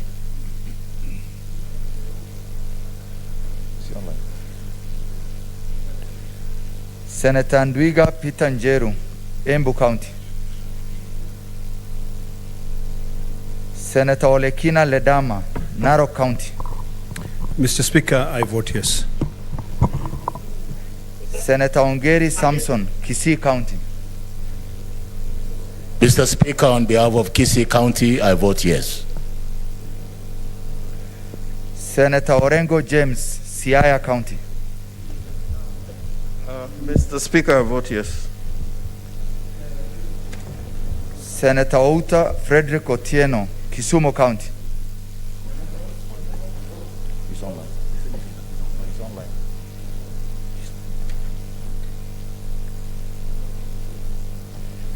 I vote yes.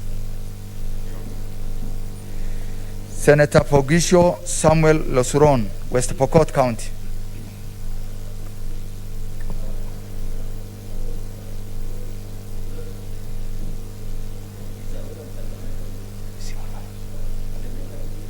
Senator Sakaja Johnson Adha, Nairobi County. Mr. Speaker, I vote yes. Senator Wako Siswila Amos, Busia County. Mr. Speaker, the county of Busia votes yes. Senator Wambua Enoch, Kitui County. Mr. Speaker, I vote yes. Senator Wario Golich Juma, Tana River County.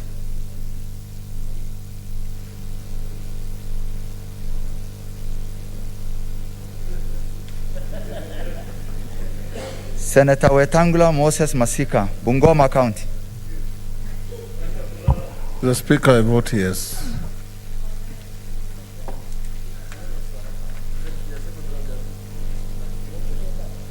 Yes. Senator Adan Dulo Fatuma, Isiolo County.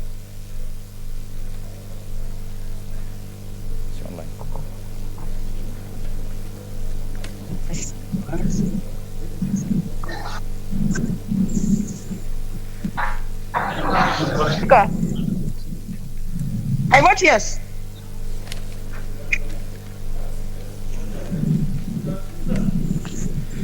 Senator Boy Isa Juma, Kwale County. I vote yes. I vote yes.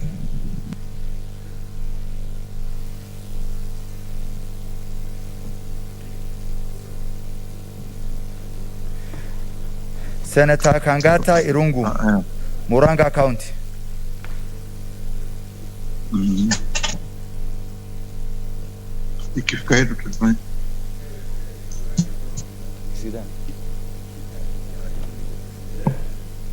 Senator Kibiru Charles, Kirinyaga County. Mr. Speaker, I vote yes. Senator Kihika Susan, Nakuru County.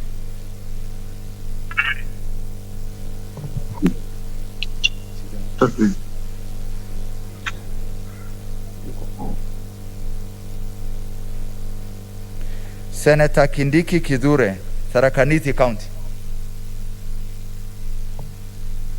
Senator Kirinyaga Ephraim, Nyeri County.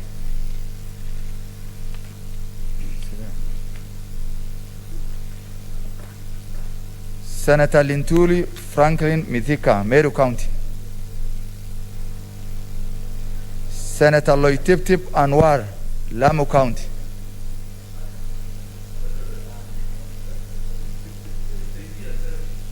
Senator Madzayo Stewart, Kilifi County. I vote yes. Mr. Speaker, sir, I vote yes. Senator Mbogo George Ochilo Ayako, Migori County.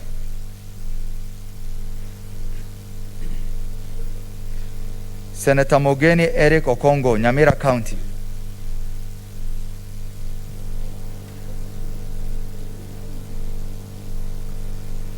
Senator Murkomen Onesmus Kipchumba, Elgeyo Marakwet County. Senator Mwangi Paul Gidiomi, Nyandarua County. Senator Nderitu John Kinywa, Laikipia County.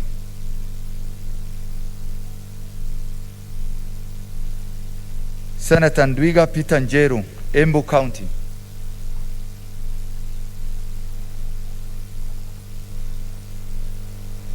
Senator Pogisho Samuel Losuron, West Pokot County. Senator Wario Golich Juma, Tana River County.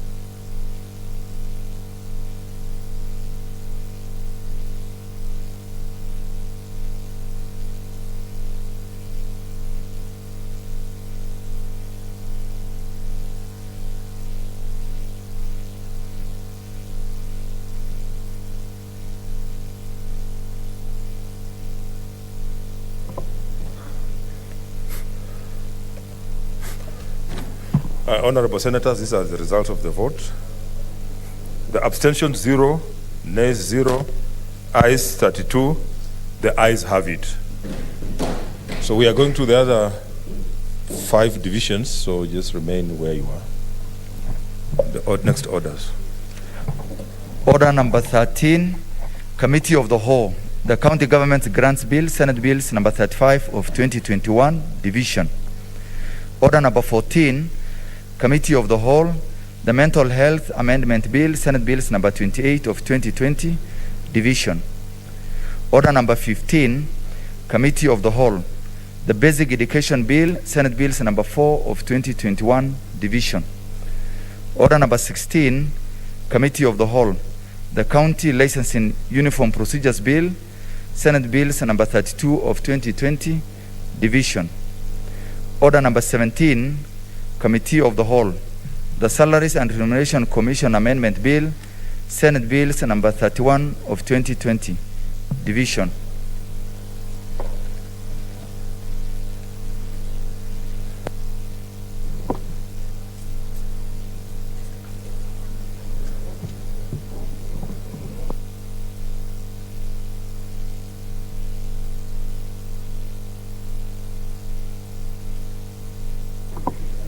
Senator Nyamunga?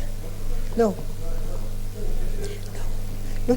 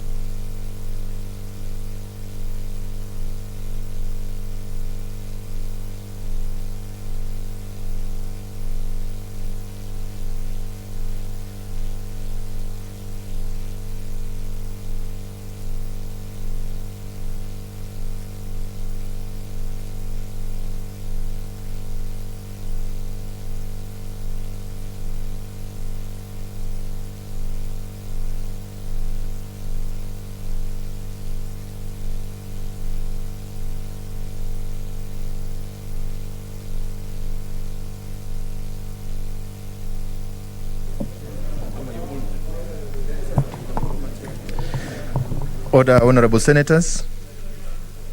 We are now at the Committee of the Whole, and we are proceeding with the County Government's Grants Bill, Senate Bills number 35 of 2021.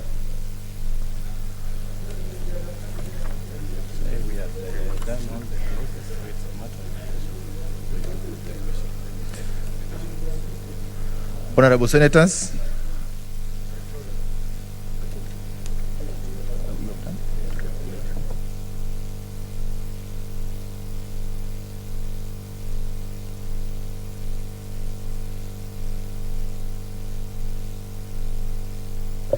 Honorable Senators, we start with the County Government Grants Bill, Senate Bills number 35 of 2021.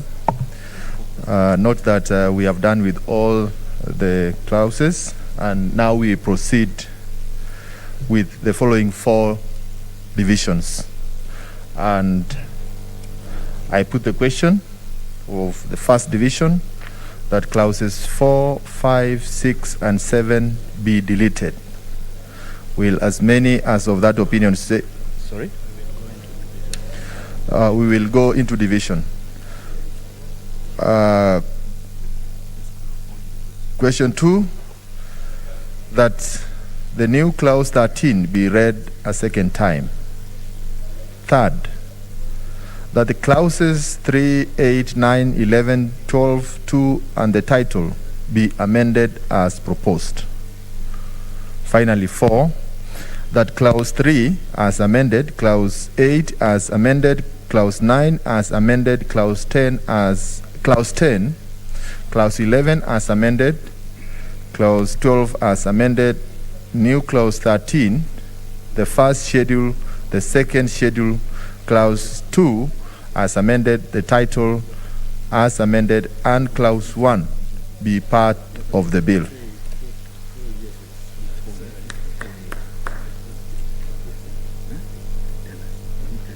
Honorable Senators, please propose the tellers for ayes and for nays. Tellers.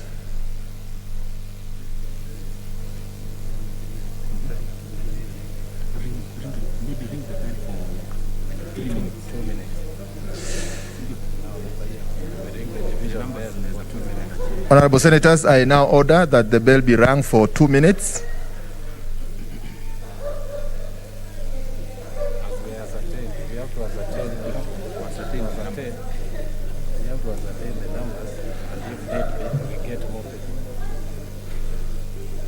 And whips, we have to ascertain the numbers.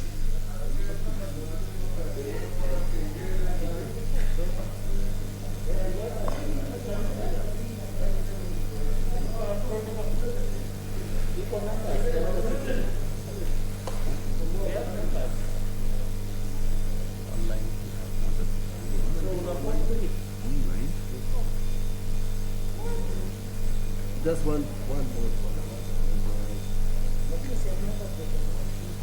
And 4. Okay,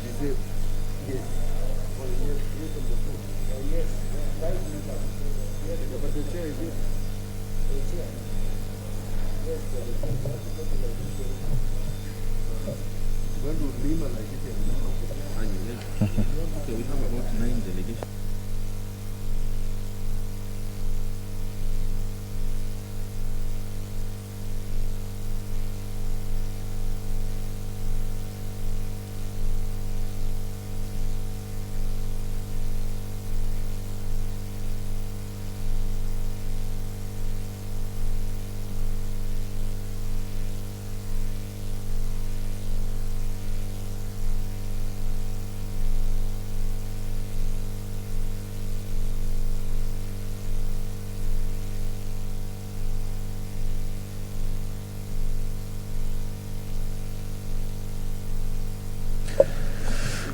Now I order the bell be stopped.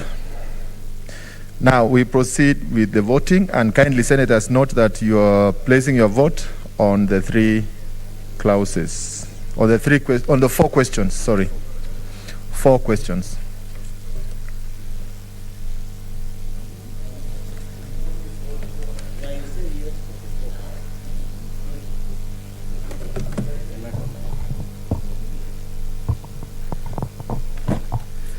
Senator Adan Dulo Fatuma, Isiolo County.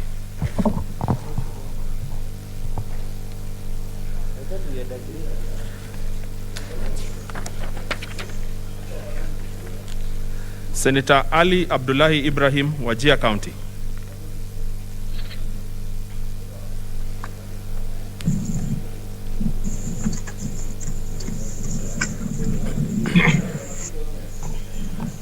I vote yes.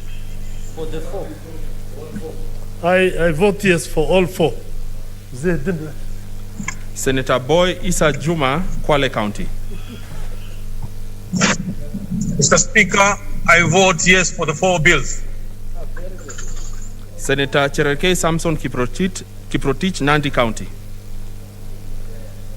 Mr. Speaker, I vote yes for the 4. Senator Cheruiyot Aaron Kipkirui, Kericho County.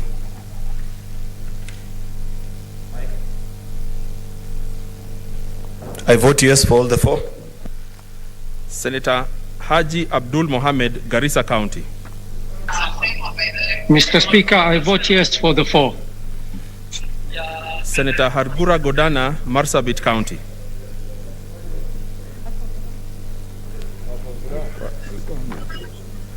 Point of order, Mr. Chairman.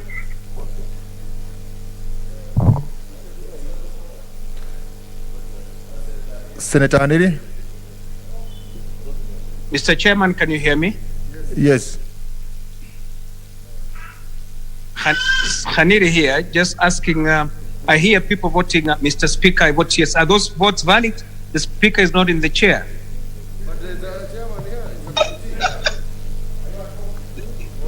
Senator, we are vote to the voting. chair or... Senator, we are voting for 4 questions already proposed. So you may proceed to vote for 4. We are in the committee of the whole, Senator Haneri. Maybe you didn't get my concern, Chairman.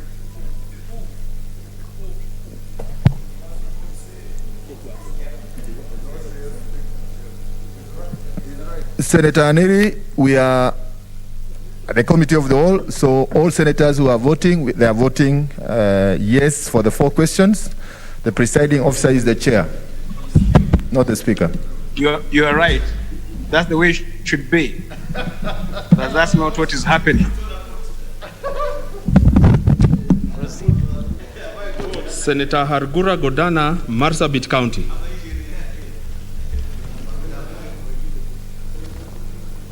Senator Imana Malaki Charles Ekal, Turkana County.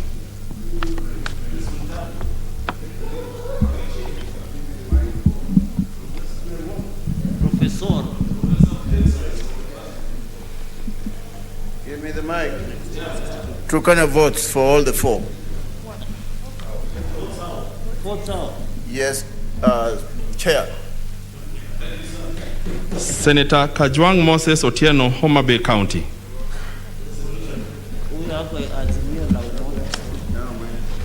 Senator Kamar Margaret Jepkoech, Wasingishu County. I vote yes for the 4. Senator Kangata Irungu, Moranga County.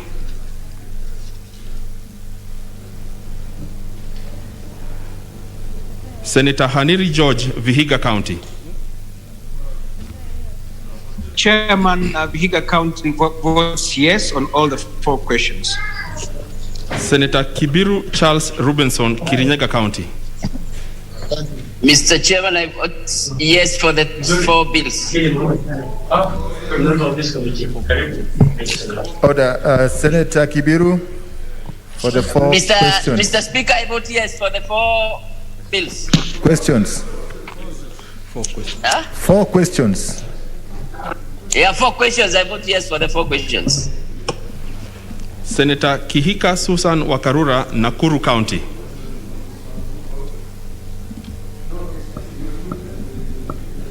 Senator Kimani Wamatangi Paul, Kiambu County.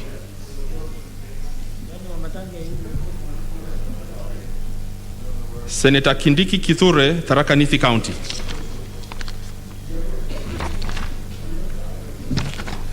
Senator Kirinyaga Ephraim Mwangi, Nyeri County. Senator Langat Christopher Andrew, Bomet County.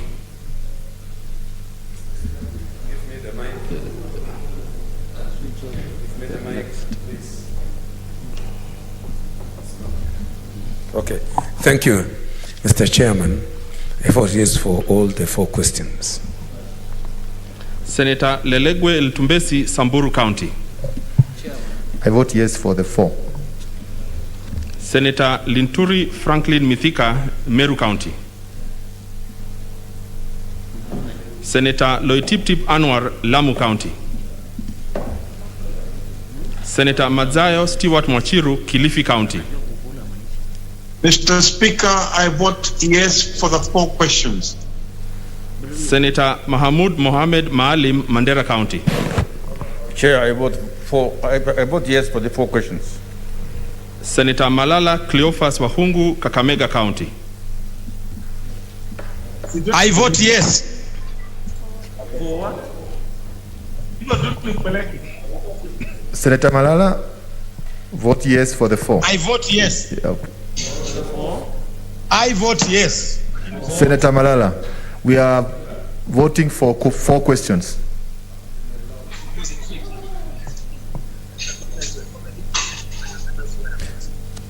Senator Malala, we are voting I for... vote yes. For the 4.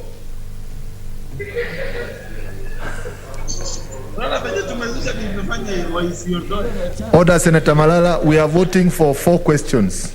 So indicate whether you are voting for the 4 or for 1.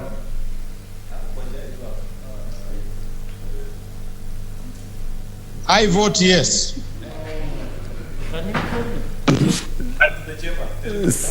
Order, Senator Malala. Can you hear us?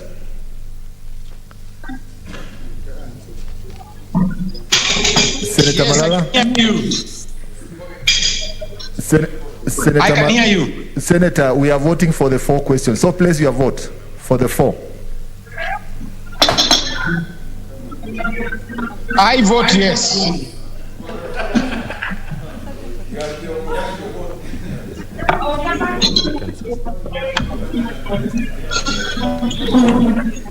Okay, let's proceed. Senator Malala. Senator Mbito Michael Malinga, Trans Nzoia County. I vote yes for the 4 questions. Senator Mbogo George Ochilo Ayako, Migori County.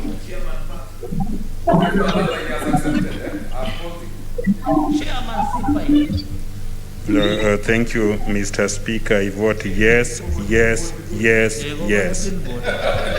Senator Mogeni Eric Okongo, Nyamira County.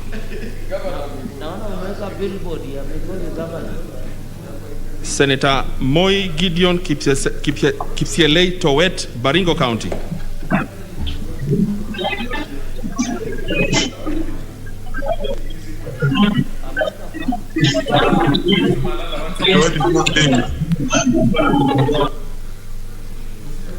Senator Moi Gideon Kipsielei Towet, Baringo County.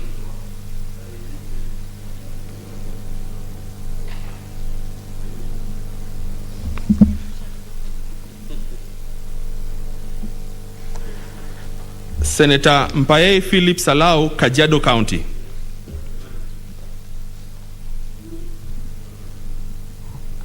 I vote yes for the 4 questions on behalf of Kajiado delegation. Senator Murkomen Onesmus Kipchumba, Elgeyo Marakwet County.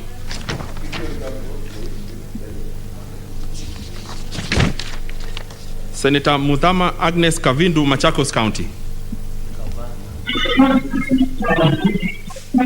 Yes for the 4 questions. Senator Mutula Kilonzo Jr., Makueni County. I vote yes for the 4 clauses. Senator Mwangi Paul Githiomi, Nyandarua County. Senator Mwaruma Jones Mwashushe, Taita Taveta County. Mr. Speaker, Mr. Chair, I vote yes for all the 4 clauses. Senator Munyihaji Mohamed Faki, Mombasa County. I vote yes for the 4 questions. Senator Nderitu John Kinywa, Laikipia County. Senator Ndwiga Peter Njeru, Embu County. Senator Ledama Olekina Ledama, Narok County. Mr. Chairman, I vote yes for all the 4 clauses. Senator Ongeri Samson Kegengo, Kisii County. Chairman, I vote yes for all the 4 bills. Senator Orengo James, Siaya County. Mr. Chairman, I vote yes for the 4 clauses. Senator Outa Frederick Otieno, Kisumu County.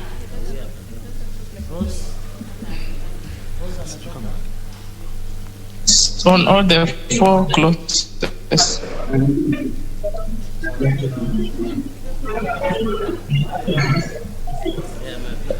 Senator Outa, place your vote again.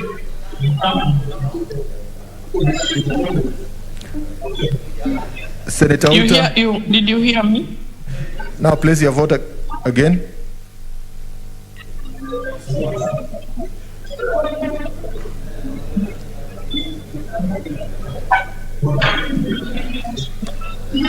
Senator Outa. Senator Pogisio Samuel Losuron, West Pokot County. Senator Sakaja Johnson Arthur, Nairobi County. Mr. Chair, I vote yes for all of the 4. Senator Wako Sitwila Amos, Busia County.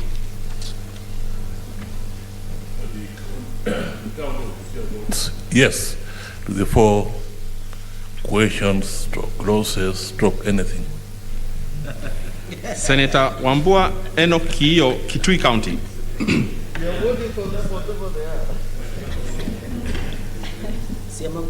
Senator Wario Golich Juma,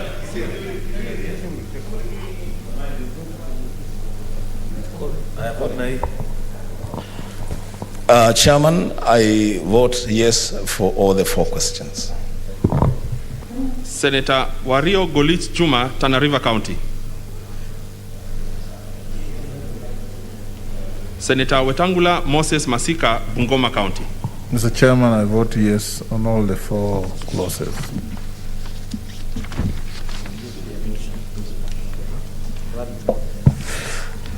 Senators, we are going to repeat the roll call for the senators who have not voted. Senator Adan Dulo Fatuma, Isiolo County. Senator Hargura Godana, Marsabit County.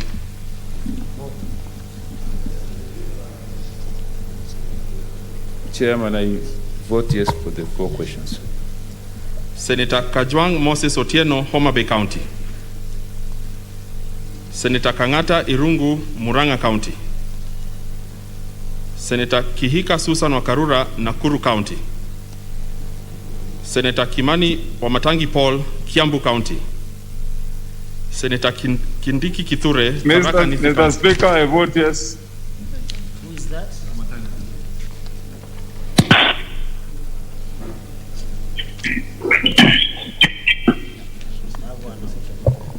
He has voted.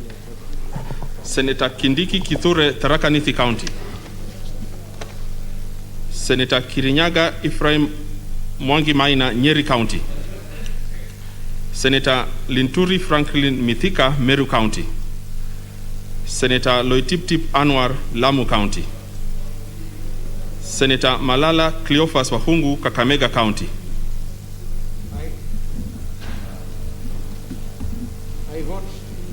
I vote yes for the 4. Senator Mogeni Eric Okongo, Nyamira County. Senator Moi Gideon Kipsiale Towet, Baringo County.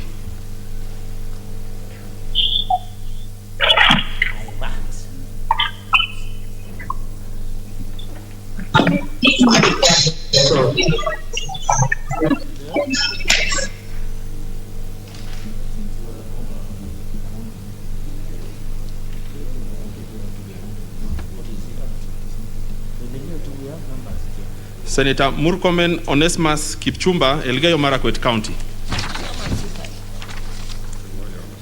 Senator Mwangi Paul Githiomi, Nyandarua County. Senator Nderitu John Kinywa, Laikipia County. Senator Ndwiga Peter Njeru, Embu County. Senator Outa Frederick Otieno, Kisumu County.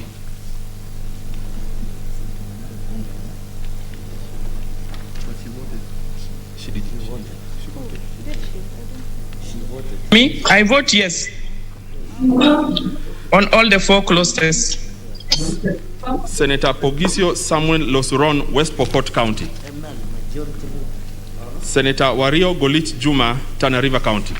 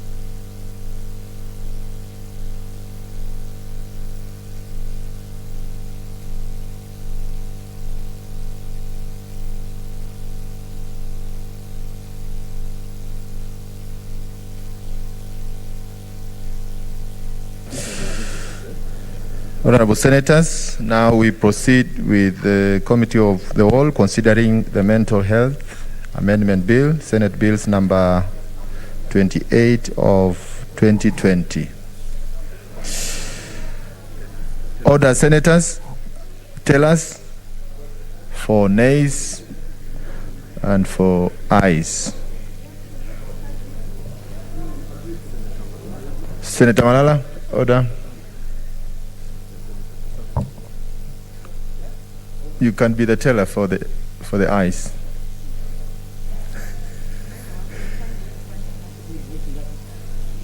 That's true. Order, Senators. We are now considering the the Mental Health Amendment Bill, Senate Bills number 28 of 2020. And we are considering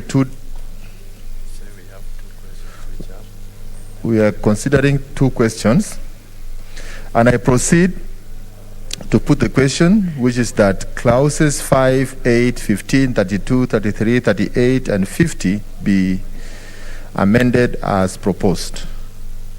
Second, I put the question, which is that clauses 2, 3, 4, 5 as amended, 7, 8 as amended, 9, 10, 11, 12, 13, 14, 15 as amended, 16, 17, 18, 19, 20, 21, 22, 23, 24, 25, 26, 27, 28, 29, 30, 31, 32 as amended, 33 as amended, 34 as amended, 35 as amended, 36 as amended, 37 as amended, 38 as amended, 34, 36, 34, 35, 36, 37, 38 as amended, 39, 40, 41, 42, 43, 44, 45, 46, 47, 48, 49, and 50 as amended, 51, 52, schedule clause 2, the title, and clause 1 be part of the bill.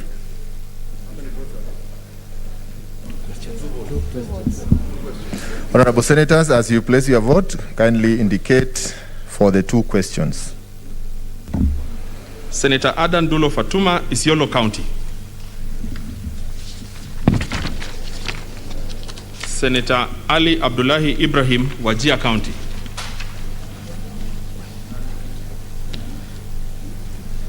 Senator Boy Issa Juma, Kwale County. I vote yes for the two. Chair, I hope you will. Senator Dulo.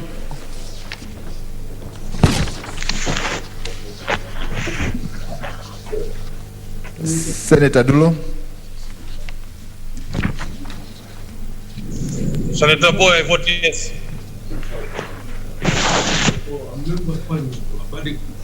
Senator Dulo, we can see you. Proceed. I vote yes. Vote yes.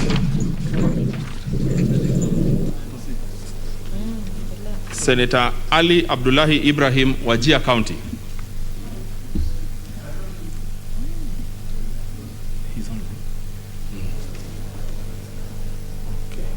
Senator Boy Issa Juma, Kwale County.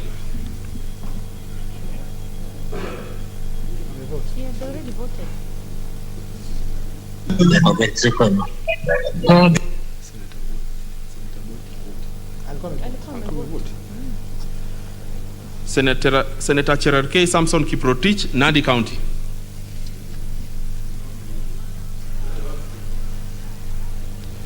Yes. Senator Cheruiyot Aaron Kipkirui, Kericho County.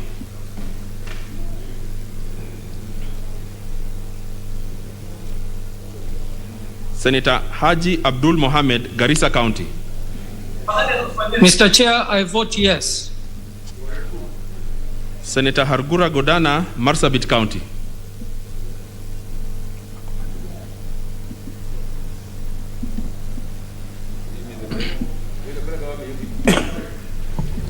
Mr. Chair, I vote yes for the two.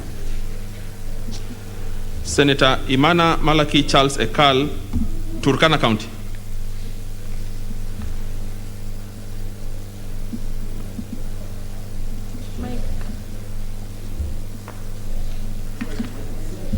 Mr. Chair, I vote yes for the 2 questions. Senator Kajwang Moses Otieno, Homa Bay County.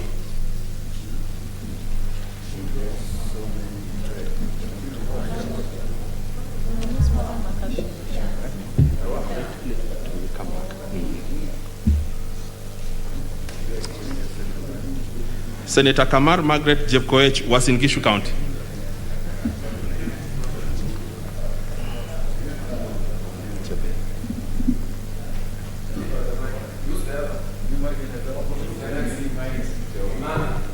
Chair, I vote yes for the 2. Senator Kangata Irungu, Murang'a County.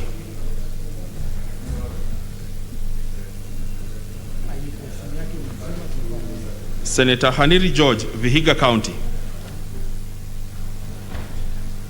Mr. Chairman, I vote yes on the 2 questions. Senator Kibiru Charles Rubenson, Kirinyaga County. Is my vote Mr. recorded? Mr. Chair, I vote yes for the 2 questions. Senator Kihika Susan Wakarura, Nakuru County. Senator Kimani Wamatangi Paul, Kiambu County.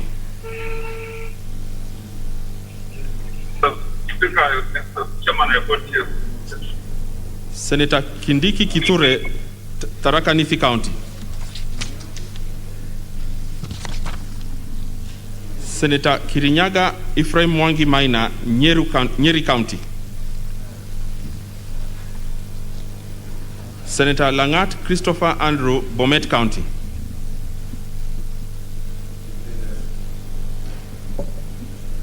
Mr. Chair, I vote yes for the 2 questions. Senator Leleguel Tumbesi, Samburu County. I vote yes for the 2. Senator Linturi Franklin Mithika, Meru County. Senator Loitip Tip Anwar, Lamu County. Senator Madzayo Stewart Mwachiru, Kilifi County.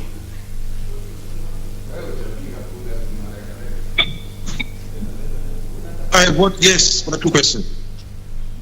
Senator Mohammed Mahamud Maalim, Mandera County. I vote yes for the 2, Chair. Senator Malala Cleophas Wahungu, Kakamega County. I vote yes for the 2. Senator Mbito Michael Malinga, Trans Nzoia County.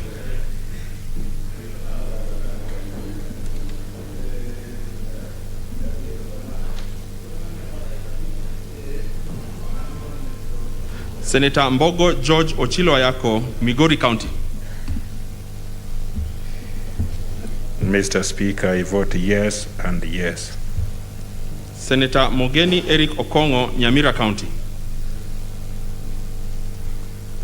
Senator Moi Gideon Kipsielei Towet, Baringo County.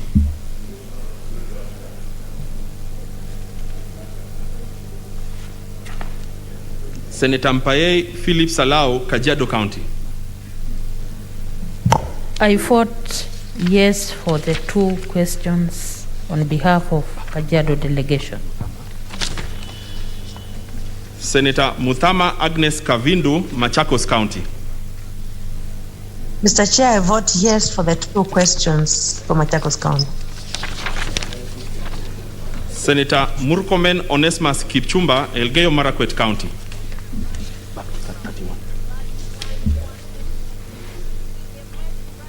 Senator Mutula Kilonzo Jr., Makueni County. I vote yes for the 2 questions. Senator Mwangi Paul Githiomi, Nyandarua County. Senator Mwaruma Jones Mwashushe, Taita Taveta County. I vote yes for the 2 questions. Senator Munyihaji Mohamed Faki, Mombasa County.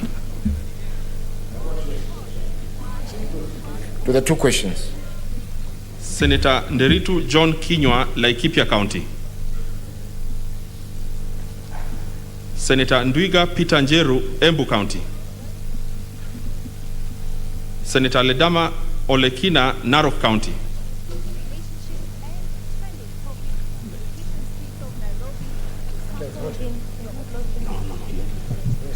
Senator Ongeri Samson Kegengo, Kisii County. I vote yes for the 2 questions. Senator Orengo James, Siaya County. Mr. Chairman, I vote yes for the 2 clauses. Senator Outa Frederick Otieno, Kisumu County. I vote yes for the 2 questions. I vote yes, Chair. Senator Pogisio Samuel Lesuron, West Pokot County. Very fine.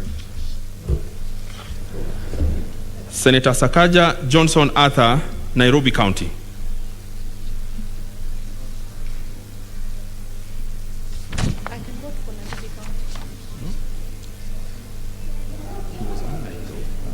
Shall I proceed?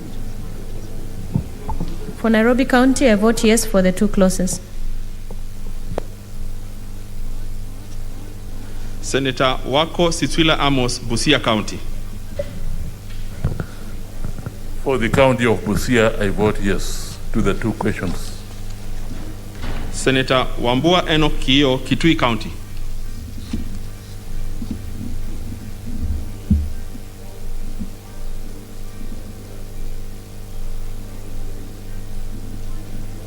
Mr. Chairman, I vote yes for the 2 questions. Senator Wario Golich Juma, Tana River County. Senator Wetangula Moses Masika, Bungoma County. Chairman, I vote yes on the 2 questions.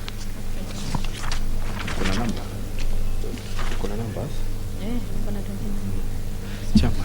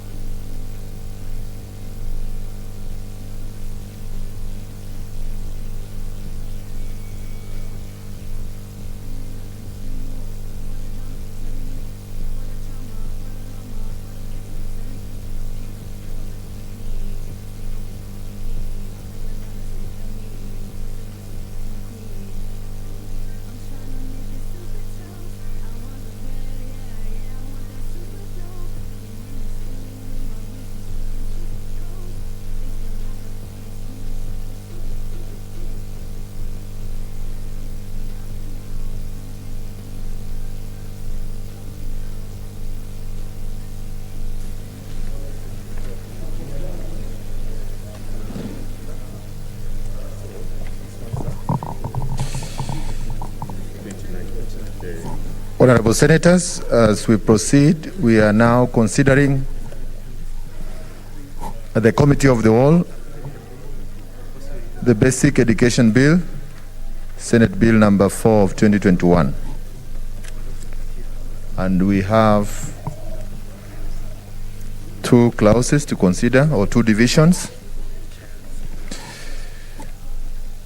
And I proceed to put the question, which is that Clause 3 be amended as proposed. Division 2 of the bill, I put the question, which is that Clause 3 as amended, Clause 2, the title, and Clause 1 be part of the bill. Division. Senator Eden Dulo Fatuma, Isiolo County.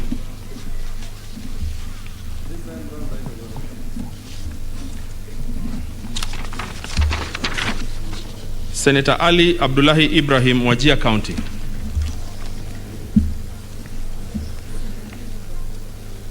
Senator Boy Isa Juma, Kwale County.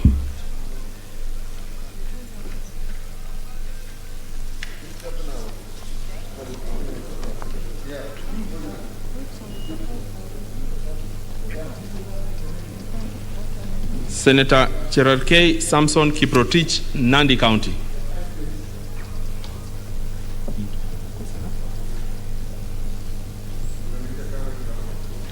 Senator Cheruyot Aaron Kipkirui, Kericho County. I vote yes. Senator Haji Abdul Mohammed, Garissa County. Chair, I vote yes. Senator Hargura Godana, Marsabit County. Chair, I vote yes. Senator Imana Malaki Charles Ekal, Turkana County.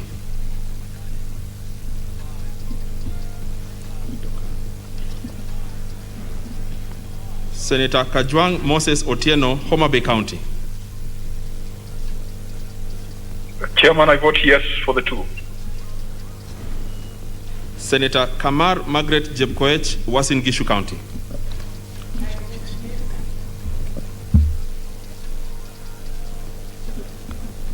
Sir, I vote yes for the 2, Chair. Senator Kangata Irungu, Muranga County. Senator Haniri George, Vihiga County.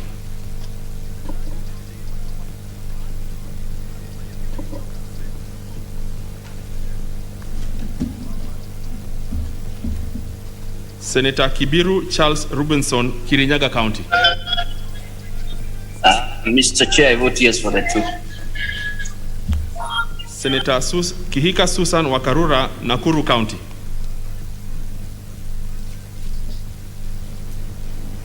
Senator Kimani Wamatangi Paul, Kiambu County.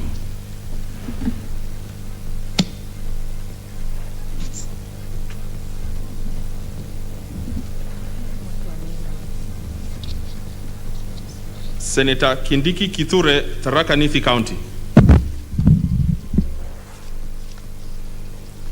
Senator Kirinyaga Ephraim Mwangi Maina, Nyeri County.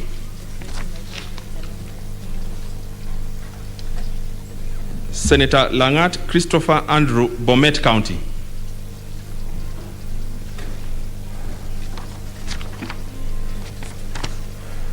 Senator Leleguel Tumbesi, Samburu County. I vote yes for the 2. Senator Linturi Franklin Mithika, Meru County.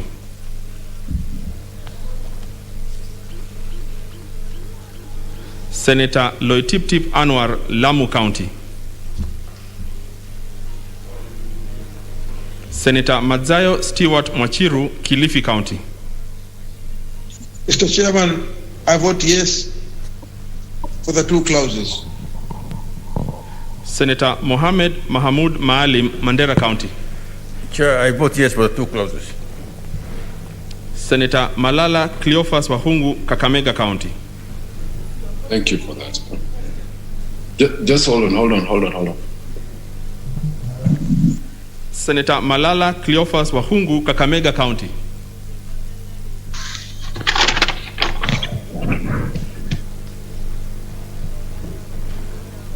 Senator Mbito Michael Malinga, Trans Nzoia County. I vote yes for the 2. Senator Mbogo George Ochilo Ayako, Migori County. I vote yes and yes. Senator Mogeni Eric Okongo, Nyamira County. Senator Moi Gideon Kipselei Towet, Baringo County. I vote yes for the 2. Senator Mpaye Philip Salau, Kajiado County. I vote yes for the 2. Senator Murkomen Onesmus Kipchumba, Elgeyo Marakwet County.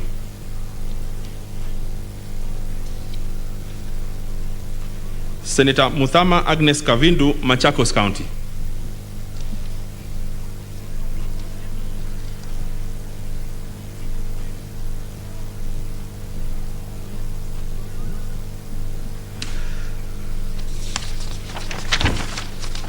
Senator Mutula Kilonzo Jr., Makueni County.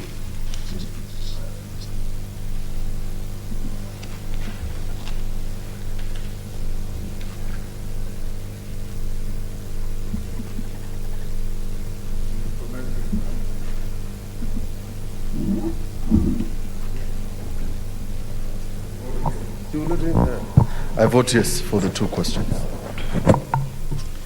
Senator Mwangi Paul Githiomi, Nyandarua County. Senator Maruma Jones Mwashushe, Taita Taveta County. Mr. Chair, I vote yes. Senator Munyihaji Mohamed Faki, Mombasa County. Mr. Chairman, I vote yes for the two clauses. Senator Nderitu John Kinywa, Laikipia County.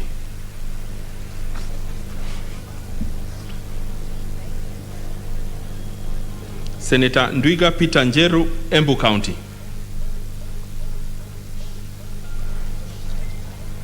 Senator Olekina Ledama, Narok County. Mr. Chairman, I vote yes for the two. Senator Ongeri Samson Kegengo, Kisii County. Mr. Chair, I vote yes for the two clauses. Senator Orengo James, Siaya County. Chairman, I vote yes for the two clauses. Senator Outa Frederick Otieno, Kisumu County. Chair, I vote yes for the two. Senator Pogisio Samuel Losuron, West Pokot County.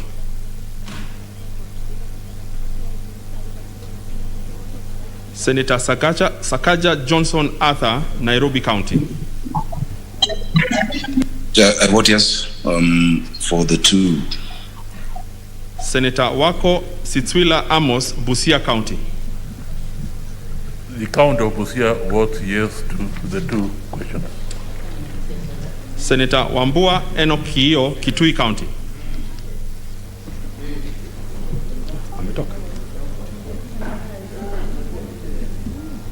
Senator Wario Golit Juma, Tana River County.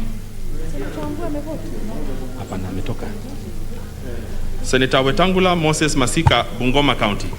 Mr. Chairman, I vote yes on both.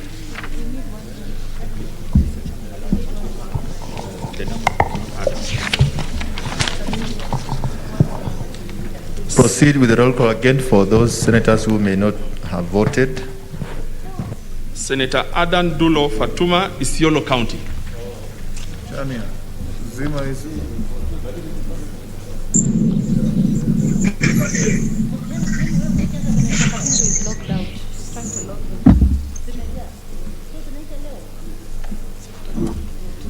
Senator Dulo, kindly vote. Senator Dulo. I vote yes. Senator Dulo.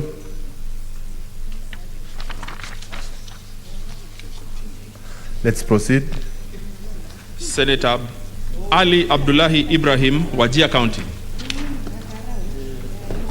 I vote yes for the two. I thought I voted before. No. Senator Boy Isa Juma, Kwale County.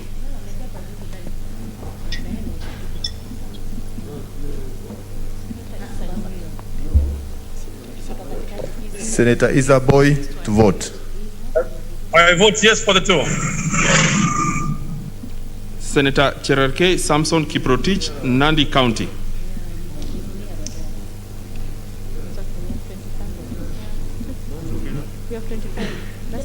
Senator Imana Malaki Charles Ekal, Turkana County.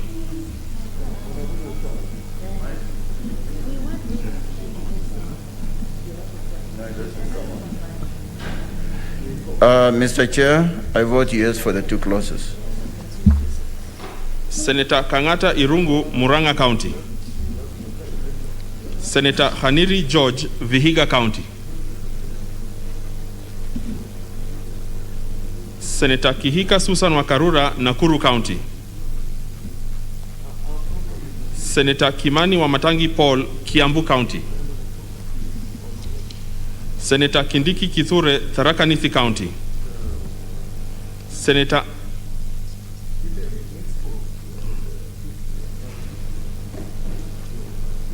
Kimani Wamatangi Paul, Kiambu County.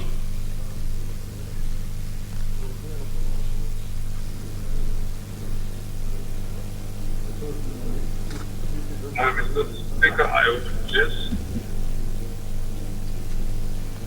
Senator Kindiki Kithure, Tharaka Nithi County. Senator Kirinyaga Ephraim Mwangi Maina, Nyeri County.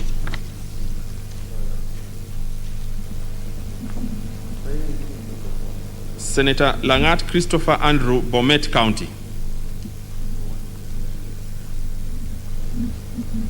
Senator Linturi Franklin Mithika, Meru County. Senator Loitiptip Anwar, Lamu County. Senator Malala Cleophas Wahungu, Kakamega County.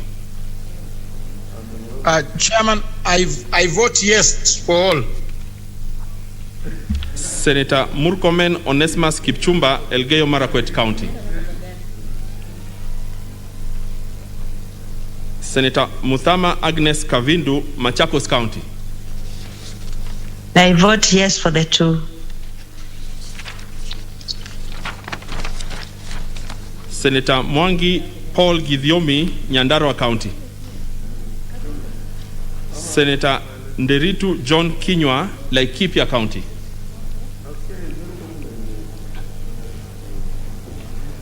Senator Ndwiga Peter Njeru, Embu County. Senator Pogisio Samuel Losron, West Pokot County. Senator Wambua Enoch Kiyo, Kitui County. Senator Wario Golich Juma, Tana River County. Let's go to number 18. Senator Langat is here. Senator Langat Christopher Andrew, Bomet County. Chairman, I vote yes for all. How many are they? 2 for all the 2 questions.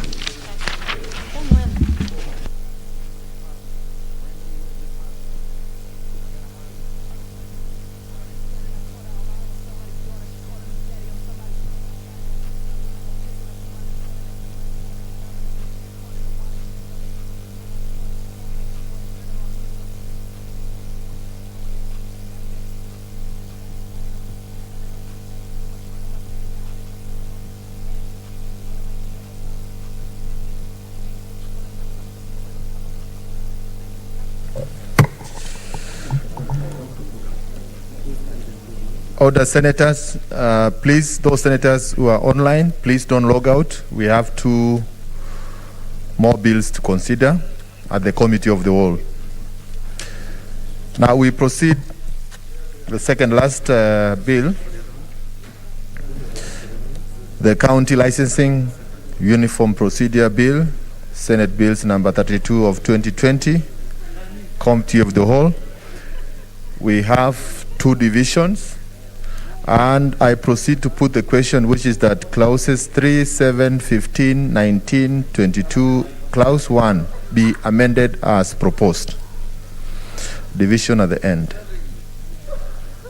Second division, I put the question, which is that clause 3 as amended, 4, 5, 6, 7 as amended, 8, 9, 10, 11, 12, 13, 14, 15 as amended, 16, 17, 18, 19 as amended, 20, 21, 22 as amended, 23, 24, 25, 26, 27, 28, the title and clause 1 as amended be part of the bill.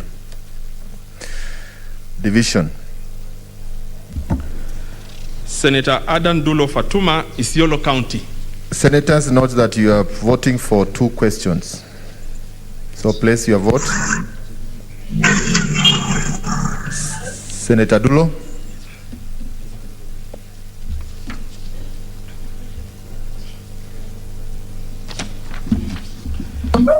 Chair, I vote yes for the 2.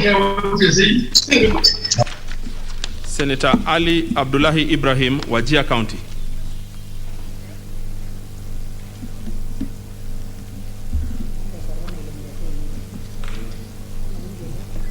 I vote yes for the 2. Senator Boy Issa Juma, Kwale County. I vote yes for the 2. Senator Cherarkei Samson Kiprotich, Nandi County. Senator Cheriot Aaron Kipkirui, Kericho County.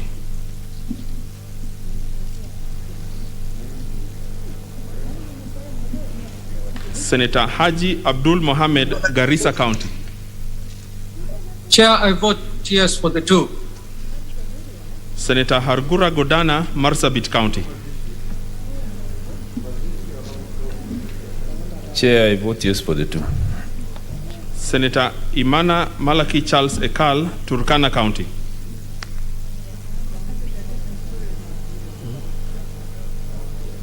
Senator Imana Malaki Charles Ekal, Turkana County. Mr. Chair, I vote 2 for the 2 questions. Senator Kajwang Moses Otieno, Homa Bay County. Chair, I vote yes.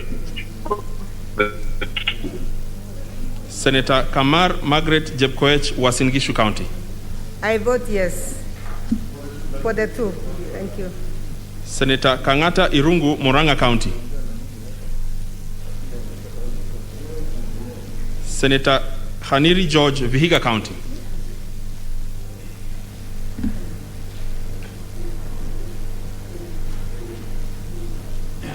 Senator Kibiru Charles Rubenson, Kirinyaga County. Mr. Chairman, I vote yes for the 2 questions. Kibiru. Senator Kihika Susan Wakarura, Nakuru County. Senator Kimani Wamatangi Paul, Kiambu County. Mr. Speaker, Mr. Chairman, I vote yes for the 2. Senator Kindiki Kithure, Tharaka Nithi County. Senator Kirinyaga Ephraim Mwangi Maina, Nyeri County. Senator Langat Christopher Andrew, Bomet County.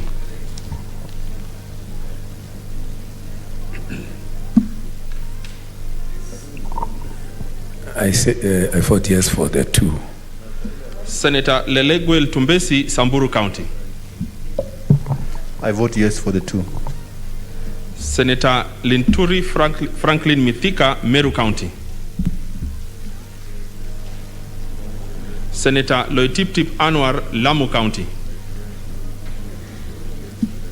Senator Madzayo Stewart Mwachiru, Kilifi County.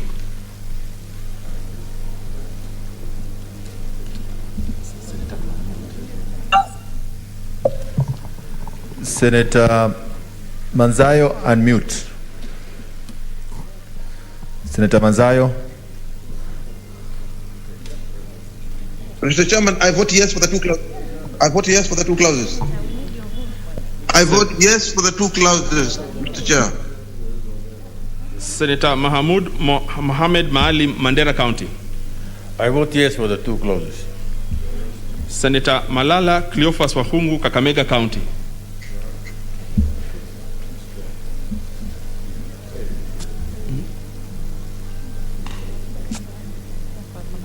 I vote yes for the 2 clauses.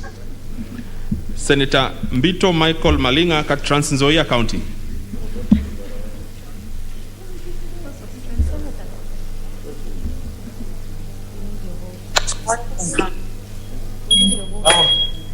How are you?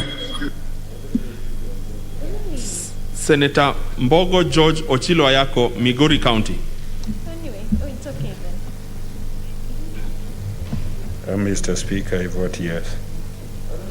Senator Mogeni Eric Okongo, Nyamira County. Senator Moi Gideon Kipselei Towet, Baringo County. I vote yes for the 2. Senator Mpaye Philip Salau, Kajiado County. I vote yes for the 2 clauses on behalf of Kajiado delegation. Senator Murkomen Onesmus Kipchumba, Elgeyo Marakwet County. Senator Muthama Agnes Kavindu, Machakos County.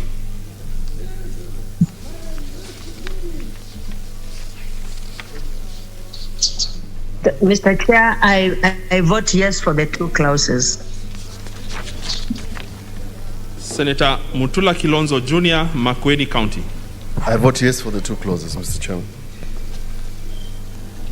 Senator Mwangi Paul Githiomi, Nyandarua County.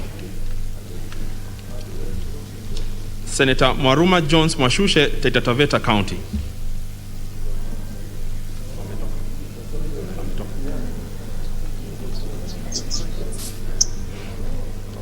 Senator Munyihaji Mohamed Faki, Mombasa County.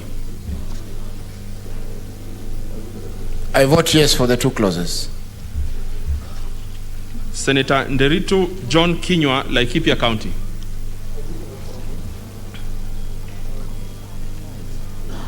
Senator Ndwiga Peter Njeru, Embu County. Senator Olekina Ledama, Narok County. Mr. Chairman, I vote yes for the two. Senator Ongeri Samson Kegengo, Kisii County. Mr. Chairman, I vote yes for the two clauses. Senator Orengo James, Siaya County. Mr. Chairman, I vote yes for the two clauses. Senator Outa Frederick Otieno, Kisumu County.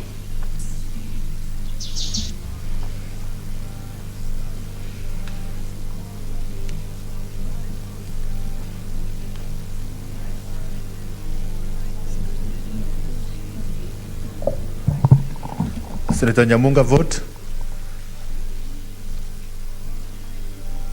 Senator Nyamunga.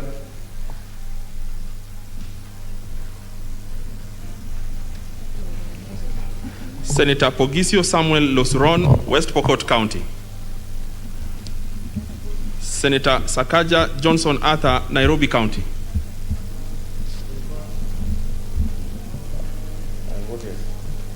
Mr. Speaker, I vote yes. Senator Wako vote yes for Sitwila. both. Senator Wako Sitwila Amos, Busia County. Busia County votes yes to the two questions. Senator Wambua Enoch Kiio, Kitui County. Senator Wario. I'm voting, Chairman. Yeah, proceed, Senator Wambua. Thank you. Senator Wario Golich. Chairman, I said I vote yes for the two. Okay. Senator Wario Golich Juma, Tana River County. Senator Wetangula Moses Masika, Bungoma County. Mr. Chairman, I vote yes on both questions.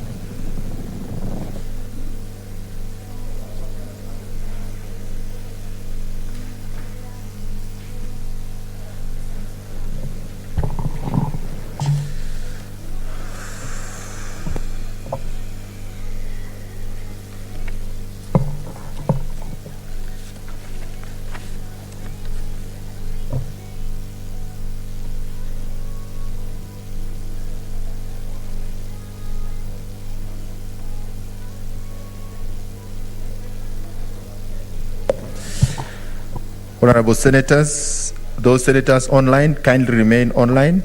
We are now considering the last bill at the Committee of the Whole.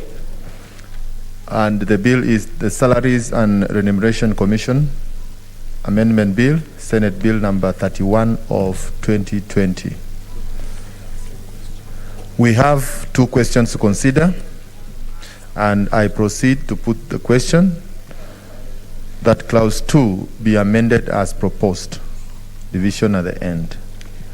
2, that clause 2 as amended, clause 3, the title and clause 1 be part of the bill.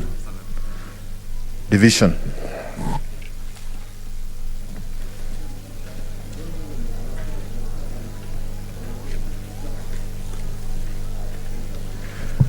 Those senators online, kindly remain online. It's now division. Senator Adan Dulo Fatuma, Isiolo County. I vote yes, Chairman. Senator Ali Abdullahi Ibrahim, Wajir County. I vote yes for all. Yeah. Senator Boy Isa Juma, Kwale County. Mr. Speaker, I vote yes for the two. Senator Cherarkei Samson Kiprotich, Nandi County.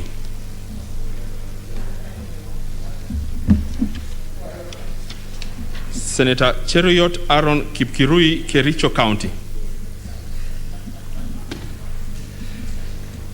Senator Haji Abdul Mohamed, Garissa County.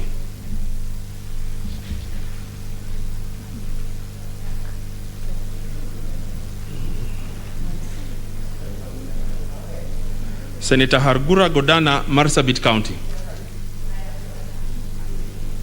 I vote yes for the 2. Senator Imana Malaki Charles Ekal, Turkana County. Mr. Chair, I vote yes. Senator Kajwang Moses Otieno, Homa Bay County.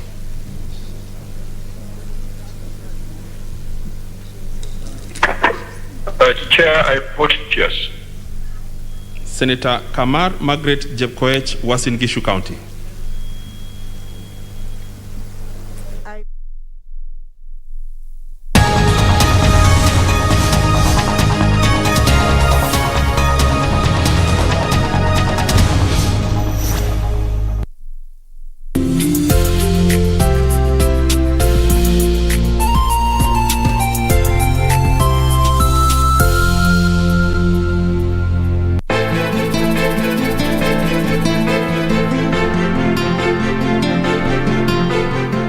Utabakia hapa hapa mpaka siku nitakapoamua. Kama hajashtakiwa mwachilie nimpeleke kwake. She's been through a lot. Through a lot kitu gani? Mimi nafaa kujali. Niwachie roho yangu tafadhali Kate. Mimi nitakujibu nini? Wacha kujifanya wazimu wewe, sawa? Hizi nguo ni za nani? Labda ungependa kufanya nini? Niwe housewife. Yeah.